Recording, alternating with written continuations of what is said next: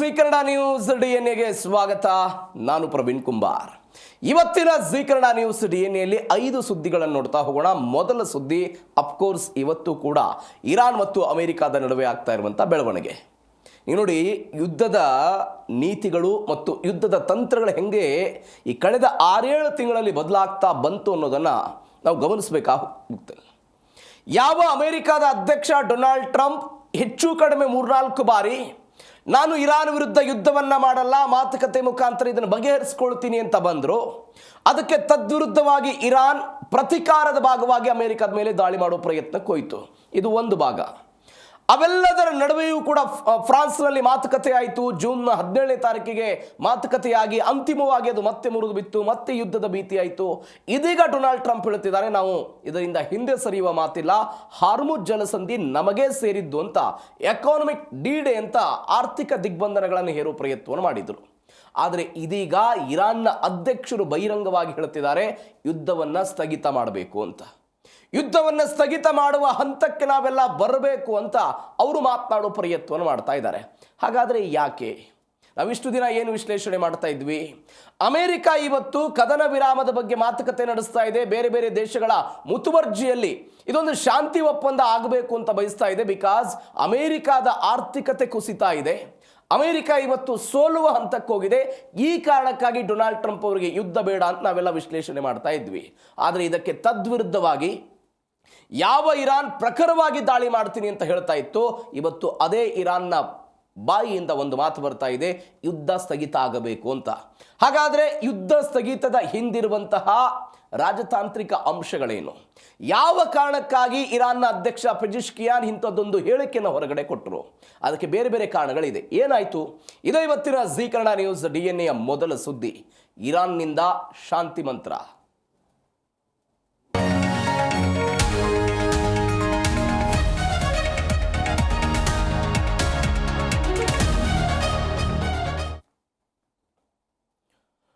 ಮಸೂದ್ ಪೆಜಿಶ್ಕಿಯಾನ್ ಇರಾನ್ನ ಅಧ್ಯಕ್ಷರು, ಅವರು ಹೇಳ್ತಾ ಇದ್ದಾರೆ ನಮಗೆ ಶಾಂತಿ ಬೇಕಾಗಿದೆ ಅಂತ. ಯಾಕೆ ಹೇಳೋ ಪ್ರಯತ್ನವನ್ನು ಮಾಡಿದರು? ಅವರು ಹೇಳ್ತಾ ಇದ್ದಾರೆ, ನಾವು ಈಗಾಗಲೇ ಯುದ್ಧದಲ್ಲಿ ಗೆದ್ದು ಬೀಗಿದ್ದೀವಿ. ಅಮೆರಿಕ ಎನ್ನುವಂಥ ಒಂದು ಬಲಾಢ್ಯ ದೇಶವನ್ನು ಇರಾನ್ ತನ್ನ ಡ್ರೋನ್ನ ಮುಖಾಂತರ ಮುಗಿಸಿಬಿಟ್ಟಿದೆ. ಇವತ್ತು ಹಾರ್ಮುಜ್ ಜಲಸಂಧಿ ತನ್ನದೇ ಅಂತ ಕೊಚ್ಚಿಕೊಳ್ತಾ ಇರುವಂಥ ಅಮೆರಿಕಾದ ಅಧ್ಯಕ್ಷ ಡೊನಾಲ್ಡ್ ಟ್ರಂಪ್ ಕೇವಲ ಕಲ್ಪನಾ ಲೋಕದಲ್ಲಿ ಮಾತ್ರ ಮಾತನಾಡ್ತಾ ಇದ್ದಾರೆ, ವಾಸ್ತವ ಲೋಕದಲ್ಲಿ ಅವರು ಮಾತನಾಡ್ತಾ ಇಲ್ಲ. ನಾವು ಯುದ್ಧದಲ್ಲಿ ಗೆದ್ದಿದ್ದೀವಿ, ಹೀಗಾಗಿ ನಾವು ಯುದ್ಧವನ್ನು ಸ್ಥಗಿತ ಮಾಡಬೇಕಾದಂಥ ಅನಿವಾರ್ಯತೆಯಲ್ಲಿ ಇದ್ದೀವಿ ಅಂತ ಮಸೂದ್ ಪೆಜಿಶ್ಕಿಯಾನ್ ಹೇಳ್ತಾ ಬರ್ತಾ ಇದ್ದಾರೆ. ಇದಕ್ಕೆ ಬೇರೆ ಬೇರೆ ಕಾರಣಗಳಿದೆ. ಯುದ್ಧವನ್ನು ಗೆದ್ದಿದ್ದೀವಿ ಅಂತ ಅವರ ಜನರನ್ನು ಹುರಿದುಂಬಿಸಿ ಸಮಾಧಾನ ಪಡಿಸೋ ಪ್ರಯತ್ನ ಆದರೆ, ಇರಾನ್ನ ಒಳಗಡೆ ಹೇಗೆ ಅಮೆರಿಕಾದ ಒಳಗಡೆ ಈ ಯುದ್ಧದ ವಿಚಾರದಲ್ಲಿ ಅದು ರಿಪಬ್ಲಿಕನ್ ಪಾರ್ಟಿ ಆಗಿರ್ಬೋದು, ಡೆಮಾಕ್ರೆಟಿಕ್ ಪಾರ್ಟಿ ಆಗಿರ್ಬೋದು, ಅವರವರ ನಡುವೆ ಹೆಂಗೆ ಭಿನ್ನಾಭಿಪ್ರಾಯಗಳು ಬಂದಿತ್ತು, ಅದೇ ಭಿನ್ನಾಭಿಪ್ರಾಯಗಳು ಒಂದು ಇಸ್ಲಾಮಿಕ್ ಅನ್ನ ಮತ್ತು ಇಸ್ಲಾಮಿಕ್ ಕ್ರಾಂತಿಯ ನಂತರ IRGC ಅನ್ನುವಂಥ ಒಂದು ಪಡೆ ಏನು ಬಂತು, ಆ ಪಡೆಯವರು ಅಮೆರಿಕಾದ ಜೊತೆಗೆ ಮಾತುಕತೆ ಆಗಬಾರ್ದು, ಯುದ್ಧ ಕಂಟಿನ್ಯೂ ಆಗಬೇಕು ಅಂತ ಬಯಸ್ತಾ ಇದ್ರು. ಆದರೆ ಪೆಜಿಶ್ಕಿಯಾನ್ ಸಾಫ್ಟ್ ಧೋರಣೆಯನ್ನು, ಮೃದು ಧೋರಣೆಯನ್ನು ಹೊಂದಿರುವಂಥ ಅಧ್ಯಕ್ಷ, ಅವರು ಹೇಳ್ತಾ ಇದ್ದಾರೆ ಯುದ್ಧ ಸ್ಥಗಿತ ಆಗಬೇಕು ಅಂತ. ಈ ಎಲ್ಲ ಕಾರಣಗಳಿಗಾಗಿಯೂ ಕೂಡ ಯುದ್ಧದ ಸ್ಥಗಿತದ ಬಗ್ಗೆ ಚರ್ಚೆಗಳಾಗ್ತಾ ಇದೆ ಅಂತ. ಒಂದು ರಾಜತಾಂತ್ರಿಕ ಕಾರಣಗಳಿದೆ, ಬೇರೆ ಬೇರೆ ಕಾರಣಗಳಿದೆ, ಅದಕ್ಕೆ ಡೀಟೇಲ್ಸಿಗೆ ಬರ್ತೀನಿ. ಇವೆಲ್ಲದರ ನಡುವೆ ಡೊನಾಲ್ಡ್ ಟ್ರಂಪ್ ಅವರ ಎಕಾನಮಿಕ್ ಡಿ-ಡೇ ಘೋಷಣೆಗೆ ಇವತ್ತು ಚೀನಾ ಅಡ್ಡಗಾಲ ಹಾಕಿ ಇದನ್ನು ಅಕ್ಷಮ್ಯ ಅಪರಾಧ ಅಂತ ಕರೆಯುವಂತಕ್ಕೆ ಹೋಗಿದೆ. ಹಾಗಾದರೆ ಯಾಕೆ ಚೀನಾಗೆ ಇರಾನ್ ಅನಿವಾರ್ಯತೆ ಆಗುತ್ತೆ? ಇರಾನ್ ಇಲ್ಲದೆ ಇದ್ದರೆ ಚೀನಾದ ಆರ್ಥಿಕತೆ ಮುಂದುವರಿಯೋದಿಲ್ವಾ? ಆರ್ಥಿಕ ದಿಗ್ಬಂಧನಗಳಿದ್ದಾಗಲೂ ಕೂಡ ಚೀನಾ ಹೇಗೆ ಇರಾನ್ನ ಜೊತೆಗೆ ವ್ಯಾಪಾರ ವಹಿವಾಟುಗಳನ್ನು ಮಾಡಿತ್ತು, ತೈಲವನ್ನು ಖರೀದಿ ಮಾಡಿತ್ತು, ಎಲ್ಲವನ್ನು ಕೂಡ ಇವತ್ತಿನ DNA ಮೊದಲ ಸ್ಟೋರಿಯಲ್ಲಿ ನೋಡ್ತಾ ಹೋಗೋಣ ಏನೇನಾಯಿತು ಅಂತ. ಇರಾನ್ ಶಾಂತಿ ಮಂತ್ರ ಶರಣಾಗತಿಯೋ ಅಥವಾ ಇದೊಂದು ತಂತ್ರವಾ ಅನ್ನೋ ಪ್ರಶ್ನೆ ಇದೆ. ಯುದ್ಧವನ್ನು ಕೊನೆಗೊಳಿಸುವ ಸಮಯ ಬಂದಿದೆ ಅಂತ ಇರಾನ್ನ ಅಧ್ಯಕ್ಷ ಮಸೂದ್ ಪೆಜಿಶ್ಕಿಯಾನ್ ಹೇಳಿಕೆ ಕೊಟ್ಟರು. ನಾವು ಬಲವಾದ ಸ್ಥಾನದಲ್ಲಿದ್ದೀವಿ, ನಮ್ಮ ವಿಜಯವನ್ನು ಇಡೀ ಜಗತ್ತು ಒಪ್ಪಿಕೊಂಡಿದೆ. ಅವರು ಹೇಳ್ತಾ ಇರೋ ಮಾತು, ನಾವು ಯುದ್ಧದಲ್ಲಿ ಸೋತಿಲ್ಲ, ನಾವು ವಿಜಯವನ್ನು ಸಾಧಿಸಿದ್ದೀವಿ, ಗೆದ್ದು ಬೀಗಿದ್ದೀವಿ, ನಮ್ಮ ವಿಜಯವನ್ನು ಜಗತ್ತು ಒಪ್ಪಿಕೊಂಡಿದೆ. ಅಮೆರಿಕ ನಮ್ಮ ಶಾಲೆ ಆಸ್ಪತ್ರೆಗಳ ಮೇಲೆ ದಾಳಿ ಮಾಡಿ ಜಗತ್ತಿನ ಎದುರು ಬೆತ್ತಲಾಗಿದೆ. ಕದನ ವಿರಾಮಕ್ಕೆ ಇರಾನ್ ಒಲವು ತೋರಿಸ್ತಾ ಇದೆ. ಇದಕ್ಕೆ ಕಾರಣ ಆಂತರಿಕವಾಗಿ ಆಗ್ತಾ ಇರುವಂಥ ಆರ್ಥಿಕ ಸಂಕಷ್ಟವೇ ಕಾರಣ ಅನ್ನುವಂಥ ಪ್ರಶ್ನೆಯೂ ಕೂಡ ಈ ವಿಚಾರದಲ್ಲಿ ಬರ್ತಾ ಇದೆ. ನೋಡಿ, ಅವರು ಹೇಳ್ತಾರೆ ಇಸ್ರೇಲ್ ಜೊತೆಗಿನ ಅಮೆರಿಕ ಮತ್ತು ಇಸ್ರೇಲ್ ಜೊತೆಗಿನ ತಿಂಗಳುಗಳ ಕಾಲದ ಯುದ್ಧವನ್ನು ಕೊನೆಗೊಳಿಸುವುದಕ್ಕೆ ಇದೊಂದು ಅತ್ಯಂತ ಸೂಕ್ತ ಸಮಯ. ಕಂಟಿನ್ಯೂಟಿ ಮಾಡ್ತಾರವರು. ನಾವು ಶಕ್ತಿ ಮತ್ತು ಘನತೆಯ ಸ್ಥಾನದಲ್ಲಿದ್ದಾಗಲೇ ಯುದ್ಧವನ್ನು ಕೊನೆಗೊಳಿಸುವುದು ಉತ್ತಮ. ಇದರರ್ಥ ಸೋತು ಸುಣ್ಣವಾಗಿ ನಮಗೆ ವಿಪರೀತವಾದಂಥ ಹಾನಿಯ ಸಮಯದಲ್ಲಿ ನಾವಾಗಲೇ ಹೋಗಿ ಅವರ ಬಳಿ ಯುದ್ಧವನ್ನು ಸ್ಥಗಿತ ಮಾಡಿ ಅಂತ ಹೇಳೋದಕ್ಕಿಂತ, ಇವತ್ತು ಪಾಕಿಸ್ತಾನದ ಮೇಲೆ ನಾವು ಆಪರೇಷನ್ ಸಿಂಧೂರ್ ಮಾಡಿದ್ವಿ, ದಾಳಿಗೆ ಹತಾಶೆಗೊಳಪಡಿಸ್ಬಿಡ್ತು ಪಾಕಿಸ್ತಾನ. ಅಂತಿಮವಾಗಿ ಏನು ಮಾಡಿದ್ರು, ಅವರೇ ಬಂದು ಹೇಳಿದ್ರು ಇಲ್ಲ ಕದನ ವಿರಾಮ ಆಗಬೇಕು ಅಂತ. ಆ ರೀತಿ ಆಗೋದಕ್ಕಿಂತ ಬಲಾಢ್ಯವಾಗಿರುವಾಗಲೇ ಯುದ್ಧವನ್ನು ಸ್ಥಗಿತ ಮಾಡೋದು ಅನಿವಾರ್ಯ ಆಗುತ್ತೆ. ಅದು ನಮಗೊಂದು ಶಕ್ತಿಯನ್ನು ತಂದುಕೊಡುತ್ತೆ. ಈ ಕಾರಣಕ್ಕಾಗಿ ಇದೊಂದು ಅನಿವಾರ್ಯ ಅಂತ ಅವರೆಲ್ಲ ಹೇಳ್ತಾ ಇದ್ದಾರೆ. ಇವೆಲ್ಲದರ ಜೊತೆಗೆ ಇರಾನ್ನದ್ದು ಸೋಲಲ್ಲ, ತಿಳುವಳಿಕಾ ಪತ್ರವನ್ನು ಸಮರ್ಥನೆ ಮಾಡಿಕೊಂಡ್ರು, ನಮ್ದು ಯಾವುದೇ ಸೋಲಾಗಿಲ್ಲ, ಶರಣಾಗತಿ ಯಾವುದೇ ಅಂಶಗಳಿಲ್ಲ ಅಂತ ಹೇಳೋ ಪ್ರಯತ್ನವನ್ನು ಮಾಡಿದರು. ಕಾರಣಗಳೇನು ಹಾಗಾದರೆ? ಒಂದು ಕಾರಣ ರಾಜತಾಂತ್ರಿಕ ಮತ್ತು ಸೈನಿಕ ಕಾರ್ಯತಂತ್ರ. ಘನತೆಯಿಂದ ಹೊರಗೆ ಬರಬೇಕು ಅಂತ. ಸಹಜವಾಗಿ ಎಲ್ಲೇ ನಮಗೆ ಸೋಲು ಬರುವಂತಹ ಸಮಯದಲ್ಲೂ ಕೂಡ ನಾವು ಯಾವಾಗಲೂ ಘನತೆಯಿಂದ ಇರಬೇಕು, ಡಿಗ್ನಿಟಿ ಮೇಂಟೈನ್ ಮಾಡಬೇಕು ಅಂತ ಹೇಳ್ತೀವಿ. ಇರಾನ್ ಆ ತಂತ್ರವನ್ನು ಬಳಕೆ ಮಾಡ್ಕೊಳ್ಳೋದಕ್ಕೆ ಹೋಗ್ತಾ ಇದೆ ಅಂತ. ಎರಡನೇ ಪಾಯಿಂಟ್ ಏನು ಅಂತ ಹೇಳಿದ್ರೆ ಯುದ್ಧದ ನಿಶ್ಚಲತೆ. ಏನಿದು ಯುದ್ಧದ ನಿಶ್ಚಲತೆ ಅಂತ ಹೇಳಿದ್ರೆ, ಈಗ ಅಮೆರಿಕಕ್ಕೂ ಕೂಡ ಗೆಲುವಾಗಿಲ್ಲ, ಇರಾನ್ಗೂ ಕೂಡ ಗೆಲುವಾಗಿಲ್ಲ, ಇಸ್ರೇಲ್ಗೂ ಕೂಡ ಗೆಲುವಾಗಿಲ್ಲ. ಯಾರೂ ಕೂಡ ಗೆಲ್ಲದೇ ಇರುವಂಥ ಯುದ್ಧದಲ್ಲಿ ಘನತೆಯಿಂದ ಹೊರಗೆ ಬರುವಂಥದ್ದು ಕೂಡ ರಾಜತಾಂತ್ರಿಕವಾಗಿ ಒಂದು ಪ್ಲಸ್ ಪಾಯಿಂಟ್ ಆಗುತ್ತೆ. ಹೀಗಾಗಿ ಇದೊಂದು ಸ್ಥಗಿತ ಆಗಬೇಕು ಅಂತ ಅವರೆಲ್ಲ ಹೇಳ್ತಾ ಇದ್ದಾರೆ ಅಂತ ಒಂದು. ಎರಡನೇ ಬೆಳವಣಿಗೆ, ತೀವ್ರತರನಾದಂಥ ಆರ್ಥಿಕ ಒತ್ತಡಗಳು ಅಮೆರಿಕಾದಿಂದ ಇರಾನಿಗೆ ಆಗ್ತಾ ಇರೋದು. ಸಂಪೂರ್ಣವಾಗಿ ಹಾರ್ಮುಜ್ ಜಲಸಂಧಿ ಮೇಲೆ ಅಮೆರಿಕ ನೌಕಾ ದಿಗ್ಬಂಧನ ವಿಧಿಸಿದೆ. ಆರ್ಥಿಕವಾಗಿ ಹಣದುಬ್ಬರ ಹೆಚ್ಚಳ ಆಗ್ತಾ ಇದೆ. ಇರಾನ್ನ ಅಧಿಕೃತ ಕರೆನ್ಸಿ ರಿಯಾದ್ ದಿನದಿಂದ ದಿನಕ್ಕೆ ಕುಸಿತಾ ಇರೋದನ್ನು ನೋಡ್ತಾ ಇದ್ದೀವಿ. ಅಲ್ಲಿ ರೇಷನಿಂಗ್ ಕೊಡೋದಕ್ಕೆ ಸಾಧ್ಯವಾಗದಂತಹ ಪರಿಸ್ಥಿತಿ ಇವತ್ತು ಇರಾನ್ನದ್ದಿದೆ. ಅಲ್ಲಿಯ ಜನ ಸರ್ಕಾರದ ವಿರುದ್ಧ ಪ್ರತಿಭಟನೆಯನ್ನು ಮಾಡ್ತಿದ್ದಾರೆ. ಆ ಜನರನ್ನು ತಣಿಸಬೇಕು ಅನ್ನುವ ಕಾರಣಕ್ಕಾಗಿ ಇಲ್ಲಿ ನಾವು ಯಾರೂ ಕೂಡ ಗೆದ್ದಿಲ್ಲ, ಬಟ್ ಈಗ ಸ್ಥಗಿತ ಮಾಡೋಣ ಅನ್ನುವಂಥ ನಿಟ್ಟಿನಲ್ಲಿ ಇವರೆಲ್ಲ ಮಾಡ್ತಾ ಇದ್ದಾರೆ ಎನ್ನುವಂಥ ಒಂದು ವರದಿ ಇದೆ. ಇವೆಲ್ಲದರ ಜೊತೆಗೆ ಮತ್ತೊಂದು ಮಹತ್ವದ ಬೆಳವಣಿಗೆ ಏನು ಅಂತ ಹೇಳಿದ್ರೆ, ಯಾವ IRGC, ನಾನು ಅವಾಗಲೇ ಹೇಳಿದೆ, IRGC ಪೆಜಿಶ್ಕಿಯಾನ್ ಮತ್ತು ಇರಾನ್ನ ವಿದೇಶಾಂಗ ಸಚಿವ ಅಬ್ಬಾಸ್ ಅರಾಗ್ಜಿ ಅವರ ನಡುವೆ ಭಿನ್ನಾಭಿಪ್ರಾಯಗಳಿದೆ ಅಂತ ನಾನು ಮೊನ್ನೆಯೂ ಕೂಡ ಹೇಳಿದ್ದೆ. ಈ ಭಿನ್ನಾಭಿಪ್ರಾಯ, ಒಂದು ಕಡೆ ರಾಷ್ಟ್ರೀಯತೆ, ಮತ್ತೊಂದು ಕಡೆ ಇಸ್ಲಾಮಿಕ್, ಈ ಎರಡರ ನಡುವೆ ನಾಯಕತ್ವ ಹಂಚಿ ಹರಿದು ಹೋಗ್ಬಿಟ್ಟಿದೆ. ಈ ಕಾರಣಕ್ಕಾಗಿ ಪೆಜಿಶ್ಕಿಯಾನ್ ಅವರಿಗೆ IRGC ಅವರು ಹೇಳ್ತಾ ಇದ್ದಾರೆ, ಇಲ್ಲ ಯುದ್ಧವನ್ನು ಯಾವುದೇ ಕಾರಣಕ್ಕಾಗಿಯೂ ಕೂಡ ನೀವು ಸ್ಥಗಿತಗೊಳಿಸಬಾರ್ದು. ಯಾಕೆ? ಇದೇ ಭಿನ್ನಾಭಿಪ್ರಾಯದ ಕಾರಣಕ್ಕಾಗಿಯೇ ಇವರು ಮೋಸ್ತಬಾ ಖಮೈನಿ ಅವರನ್ನು ಭೇಟಿ ಮಾಡೋದಕ್ಕೆ ಹೋಗಿದ್ರು. ನಮ್ಮ ಮಾತಿಗೆ ಇಲ್ಲಿ ಕ್ಯಾರೆ ಅಂತಿಲ್ಲ IRGC ಅವರು ಅಂತ. ಇದೀಗ ಪೆಜಿಶ್ಕಿಯಾನ್ ಈ ರೀತಿಯಾದಂಥ ಮಾತುಗಳನ್ನು ಹೇಳಿ ಘನತೆಯಿಂದ ಹೊರಗೆ ಬರೋದರ ಒಂದು ಆಪ್ಷನ್ ಅನ್ನು ಇಟ್ಕೊಂಡು IRGCಯನ್ನು ಕೂಡ ತಣಿಸುವ ಪ್ರಯತ್ನಕ್ಕೆ ಅವರು ಮುಂದಾಗ್ತಿದ್ದಾರೆ ಅಂತ ಹೇಳ್ತಿದ್ದಾರೆ. ಬಟ್ ಅಮೆರಿಕ ಇವತ್ತು ಇದನ್ನು ನಿಲ್ಲಿಸುವ ಹಂತದಿಲ್ಲ, ಇದನ್ನು ಕಂಟಿನ್ಯೂ ಮಾಡ್ಕೊಂಡು ಹೋಗುವಂಥ ಹಂತದಲ್ಲಿದೆ. ನೋಡೋಣ ಏನಾಗುತ್ತೆ. ಇವೆಲ್ಲದರ ನಡುವೆ ಹಾರ್ಮುಜ್ ನಮ್ಮದು, ಇರಾನ್ ವಾರ್ನಿಂಗ್ ಕೊಟ್ಟಿದೆ. ಯಾವ ಹಾರ್ಮುಜ್ ಜಲಸಂಧಿ ನಮ್ದು ಅಂತ ಡೊನಾಲ್ಡ್ ಟ್ರಂಪ್ ಹೇಳುವ ಪ್ರಯತ್ನವನ್ನು ಮಾಡಿದ್ರು, ಇದೀಗ ಅದಕ್ಕೆ ಹೇಳ್ತಿದ್ದಾರೆ ಅದು ನಮ್ಮದು ಅಂತ. ಹಾರ್ಮುಜ್ ಜಲಸಂಧಿ ಅಮೆರಿಕಾದ ಭೂಪ್ರದೇಶ ಅಂತ ಡೊನಾಲ್ಡ್ ಟ್ರಂಪ್ ಘೋಷಣೆ ಮಾಡಿದ್ರು. ತಮ್ಮ ಟ್ರುತ್ ಸೋಷಿಯಲ್ ಮೀಡಿಯಾದಲ್ಲಿ ಒನ್ಸಗೆ ಇವತ್ತು ಬರ್ಕೊಂಡ್ರು. ಇರಾನ್ಗೆ ತೈಲ ಸಾಗಣೆಯ ಮಾರ್ಗವನ್ನು ಬಂದ್ ಮಾಡೋದಕ್ಕೆ ಶ್ವೇತಭವನ ಒಂದು ಮಾಸ್ಟರ್ ಪ್ಲಾನ್ ಮಾಡ್ಕೊಂಡಿದೆ. ಮಾಸ್ಟರ್ ಪ್ಲಾನ್ ಅನ್ನೋದಕ್ಕಿಂತ ಈಗಾಗಲೇ ಚಾಲ್ತಿಯಲ್ಲಿರುವಂಥದ್ದು, ಈಗಾಗಲೇ ಚಾಲ್ತಿಯಲ್ಲಿದೆ. ಆದರೆ ಟ್ರಂಪ್ ಹೇಳಿಕೆಗೆ ಇರಾನ್ ಸೇನಾ ಮುಖ್ಯಸ್ಥ ಅಲಿ ಅಬ್ದುಲ್ಲಾಹಿ ಕಡೆಯಿಂದ ಡೆಡ್ಲಿ ಎಚ್ಚರಿಕೆ ಕೊಟ್ಟರವರೆಲ್ಲ. ನಮ್ಮ ಭೂಪ್ರದೇಶಕ್ಕೆ ಕೈ ಹಾಕಿದರೆ ಜಲ, ಭೂಮಿ, ಸೈಬರ್ ಮುಖಾಂತರ ನಾವು ಸರ್ವನಾಶ ಮಾಡ್ತೀವಿ, ಆ ಸರ್ವನಾಶ ಅಮೆರಿಕಾದ್ದಾಗುತ್ತೆ ಅಂತ ಅವರು ಹೇಳಿಕೆ ಕೊಡೋ ಪ್ರಯತ್ನವನ್ನು ಮಾಡಿದರು. ಅಮೆರಿಕಾದ ಹೊಸ ಭೂಪ್ರದೇಶ ಅಂತ ಅವರೊಂದು ಘೋಷಣೆ ಮಾಡಿಕೊಳ್ಳೋ ಪ್ರಯತ್ನವನ್ನು ಮಾಡಿದರು. ನಾವು ಯುದ್ಧದಲ್ಲಿ ಗೆದ್ದಿದ್ದೇವೋ ಗೊತ್ತಿಲ್ಲ, ಆದರೆ ಪ್ರಸ್ತುತ ಹಾರ್ಮುಜ್ ಜಲಸಂಧಿಯನ್ನು ಅಮೆರಿಕ ನನ್ನ ಭೂಪ್ರದೇಶ ಅಂತ ನೋಡುತ್ತೆ ಅಂತ ಡೊನಾಲ್ಡ್ ಟ್ರಂಪ್ ಅವರು ಹೇಳಿದ್ರು. ಇದಕ್ಕೆ ಹೇಳೋದಕ್ಕೆ ಕಾರಣ ಏನು ಅಂತ ಹೇಳಿದ್ರೆ, ತಮ್ಮ ನೌಕಾಪಡೆಯ ನಿಯಂತ್ರಣವನ್ನು ಅಲ್ಲಿ ಹೊಂದಿದ್ದಾರೆ, ದಿಗ್ಬಂಧನವನ್ನು ವಿಧಿಸಿದ್ದಾರೆ ಅಂತ. ಆದರೆ ನೀವು ಗಮನಿಸಬೇಕಾದಂತಹ ಸಂಗತಿ ಅಂತ ಹೇಳಿದ್ರೆ, ಮತ್ತೊಂದು ದೇಶದ ಜಲಸಂಧಿಯನ್ನ ಮತ್ತು ಮತ್ತೊಂದು ದೇಶದ ಕರಾವಳಿ ಭಾಗದಲ್ಲಿರುವಂತಹ ಜಲಸಂಧಿಯನ್ನ ನನ್ನ ಭೂಪ್ರದೇಶ ಅಂತ ಘೋಷಣೆ ಮಾಡಿಕೊಳ್ಳೋದಕ್ಕೆ ಅಥವಾ ಅದನ್ನು ಹತೋಟಿಗೆ ತೆಗೆದುಕೊಳ್ಳೋದಕ್ಕೆ ಏನಾದರೂ ಕಾನೂನುಗಳಿದೆಯಾ? ಮಾನ್ಯತೆ ಸಿಗುತ್ತಾ? ಖಂಡಿತ ಇಲ್ಲ. ಯಾವುದೋ ಒಂದು ದೇಶದ, ಈಗ ಉದಾಹರಣೆಗೆ ಚೀನಾ ತೈವಾನ್ ಮತ್ತು ದಕ್ಷಿಣ ಸಮುದ್ರದ ಮೇಲೆ ಹತೋಟಿ ಸಾಧಿಸುವ ಪ್ರಯತ್ನವನ್ನು ಮಾಡುತ್ತಪ್ಪ. ಅಮೆರಿಕಾದವರು ಖ್ಯಾತಿ ತೆಗಿತಾರೆ, ಚೀನಾದ್ದಾಗಲ್ಲ ಅದು ತೈವಾನು ಅಂತ, ಚೀನಾದ್ದಾಗಲ್ಲ ದಕ್ಷಿಣ ಸಮುದ್ರದ್ದು ಅಂತ. ಈ ಕಾರಣಕ್ಕಾಗಿ ಅವರ ವಿರುದ್ಧ ಫೈಟ್ ಮಾಡೋ ಪ್ರಯತ್ನವನ್ನು ಮಾಡುತ್ತೆ. ಬಟ್ ಅಮೆರಿಕ ಏನು ಮಾಡ್ತಾ ಇದೆ, ಹಾರ್ಮುಜ್ ಜಲಸಂಧಿ ಇರಾನ್ ಮತ್ತು ಒಮಾನ್ನ ಕರಾವಳಿ ಪ್ರದೇಶದಲ್ಲಿ ಇದ್ದಾಗಲೂ ಕೂಡ ತನ್ನ ಮಿಲಿಟರಿ ನಿಯಂತ್ರಣವನ್ನು ಹೊಂದಿದೆ ಅನ್ನುವ ಕಾರಣಕ್ಕಾಗಿ ತನ್ನ ಭೂ ಪ್ರದೇಶ ಅಂತ ಹೇಳಿಕೊಳ್ಳಿಕ್ಕೆ ಸಾಧ್ಯವೇ ಇಲ್ಲ. ಇದು ಕೂಡ ಅಂತಾರಾಷ್ಟ್ರೀಯ ನಿಯಮಗಳಿಗೆ ವಿರುದ್ಧವಾಗಿರೋದು ಅಂತ. ನಿಮಗೆ ಸ್ವತಃ ಅಮೆರಿಕಾದ್ದೇ ಕತೆ ಹೇಳ್ಬಿಡ್ತೀನಿ. ಇರಾಕ್ ಮತ್ತು ಅಫ್ಘಾನಿಸ್ತಾನದಲ್ಲಿ ಎಲ್ಲ ಯುದ್ಧ ಆಯಿತು. ಅಲ್ಲಿ ಅವರು ಅನೇಕ ಭೂಪ್ರದೇಶಗಳನ್ನು ತಮ್ಮ ವ್ಯಾಪ್ತಿಗೆ ತೆಗೆದುಕೊಂಡ್ರಪ್ಪ. ಬೇರೆ ಬೇರೆ ಸಂಧಿಗಳು ಕಾಲುವೆಗಳನ್ನು ತಮ್ಮ ತಮ್ಮ ವ್ಯಾಪ್ತಿಗೆ ತೆಗೆದುಕೊಳ್ಳುವ ಪ್ರಯತ್ನವನ್ನು ಮಾಡಿದರು. ಹಾಗಂತ ಅವೆಲ್ಲವೂ ಕೂಡ ಅಮೆರಿಕಕ್ಕೆ ಸೇರಿತ್ತಾ ಇಲ್ಲ. ಎಷ್ಟು ವರ್ಷ ತಮ್ಮ ಮಿಲಿಟರಿ ಪಡೆಗಳನ್ನು ಅಲ್ಲಿ ಹೊಂದಿದ್ರು, ಅಲ್ಲಿ ತನಕ ಅವರೆಲ್ಲ ನಿಯಂತ್ರಣವನ್ನು ಹೊಂದಿದ್ರು. ವಾಪಸ್ ಅವರು ಹೊರಗೆ ಬರೋ ಪ್ರಯತ್ನ ಆಯಿತು. ಎಲ್ಲಕ್ಕಿಂತ ಹೆಚ್ಚಾಗಿ ನೀವು ನೋಡಿ 1970ರಲ್ಲಿ ಅಮೆರಿಕ ಏನು ಮಾಡುತ್ತೆ, ಫ್ರೀಡಮ್ ಆಫ್ ನ್ಯಾವಿಗೇಷನ್ ಅನ್ನುವಂಥದ್ದೆಲ್ಲ ಒಂದು ಕಾರ್ಯಾಚರಣೆಯನ್ನು ಶುರು ಮಾಡುತ್ತೆ. ಏನಿದು ಫ್ರೀಡಮ್ ಆಫ್ ನ್ಯಾವಿಗೇಷನ್ನು?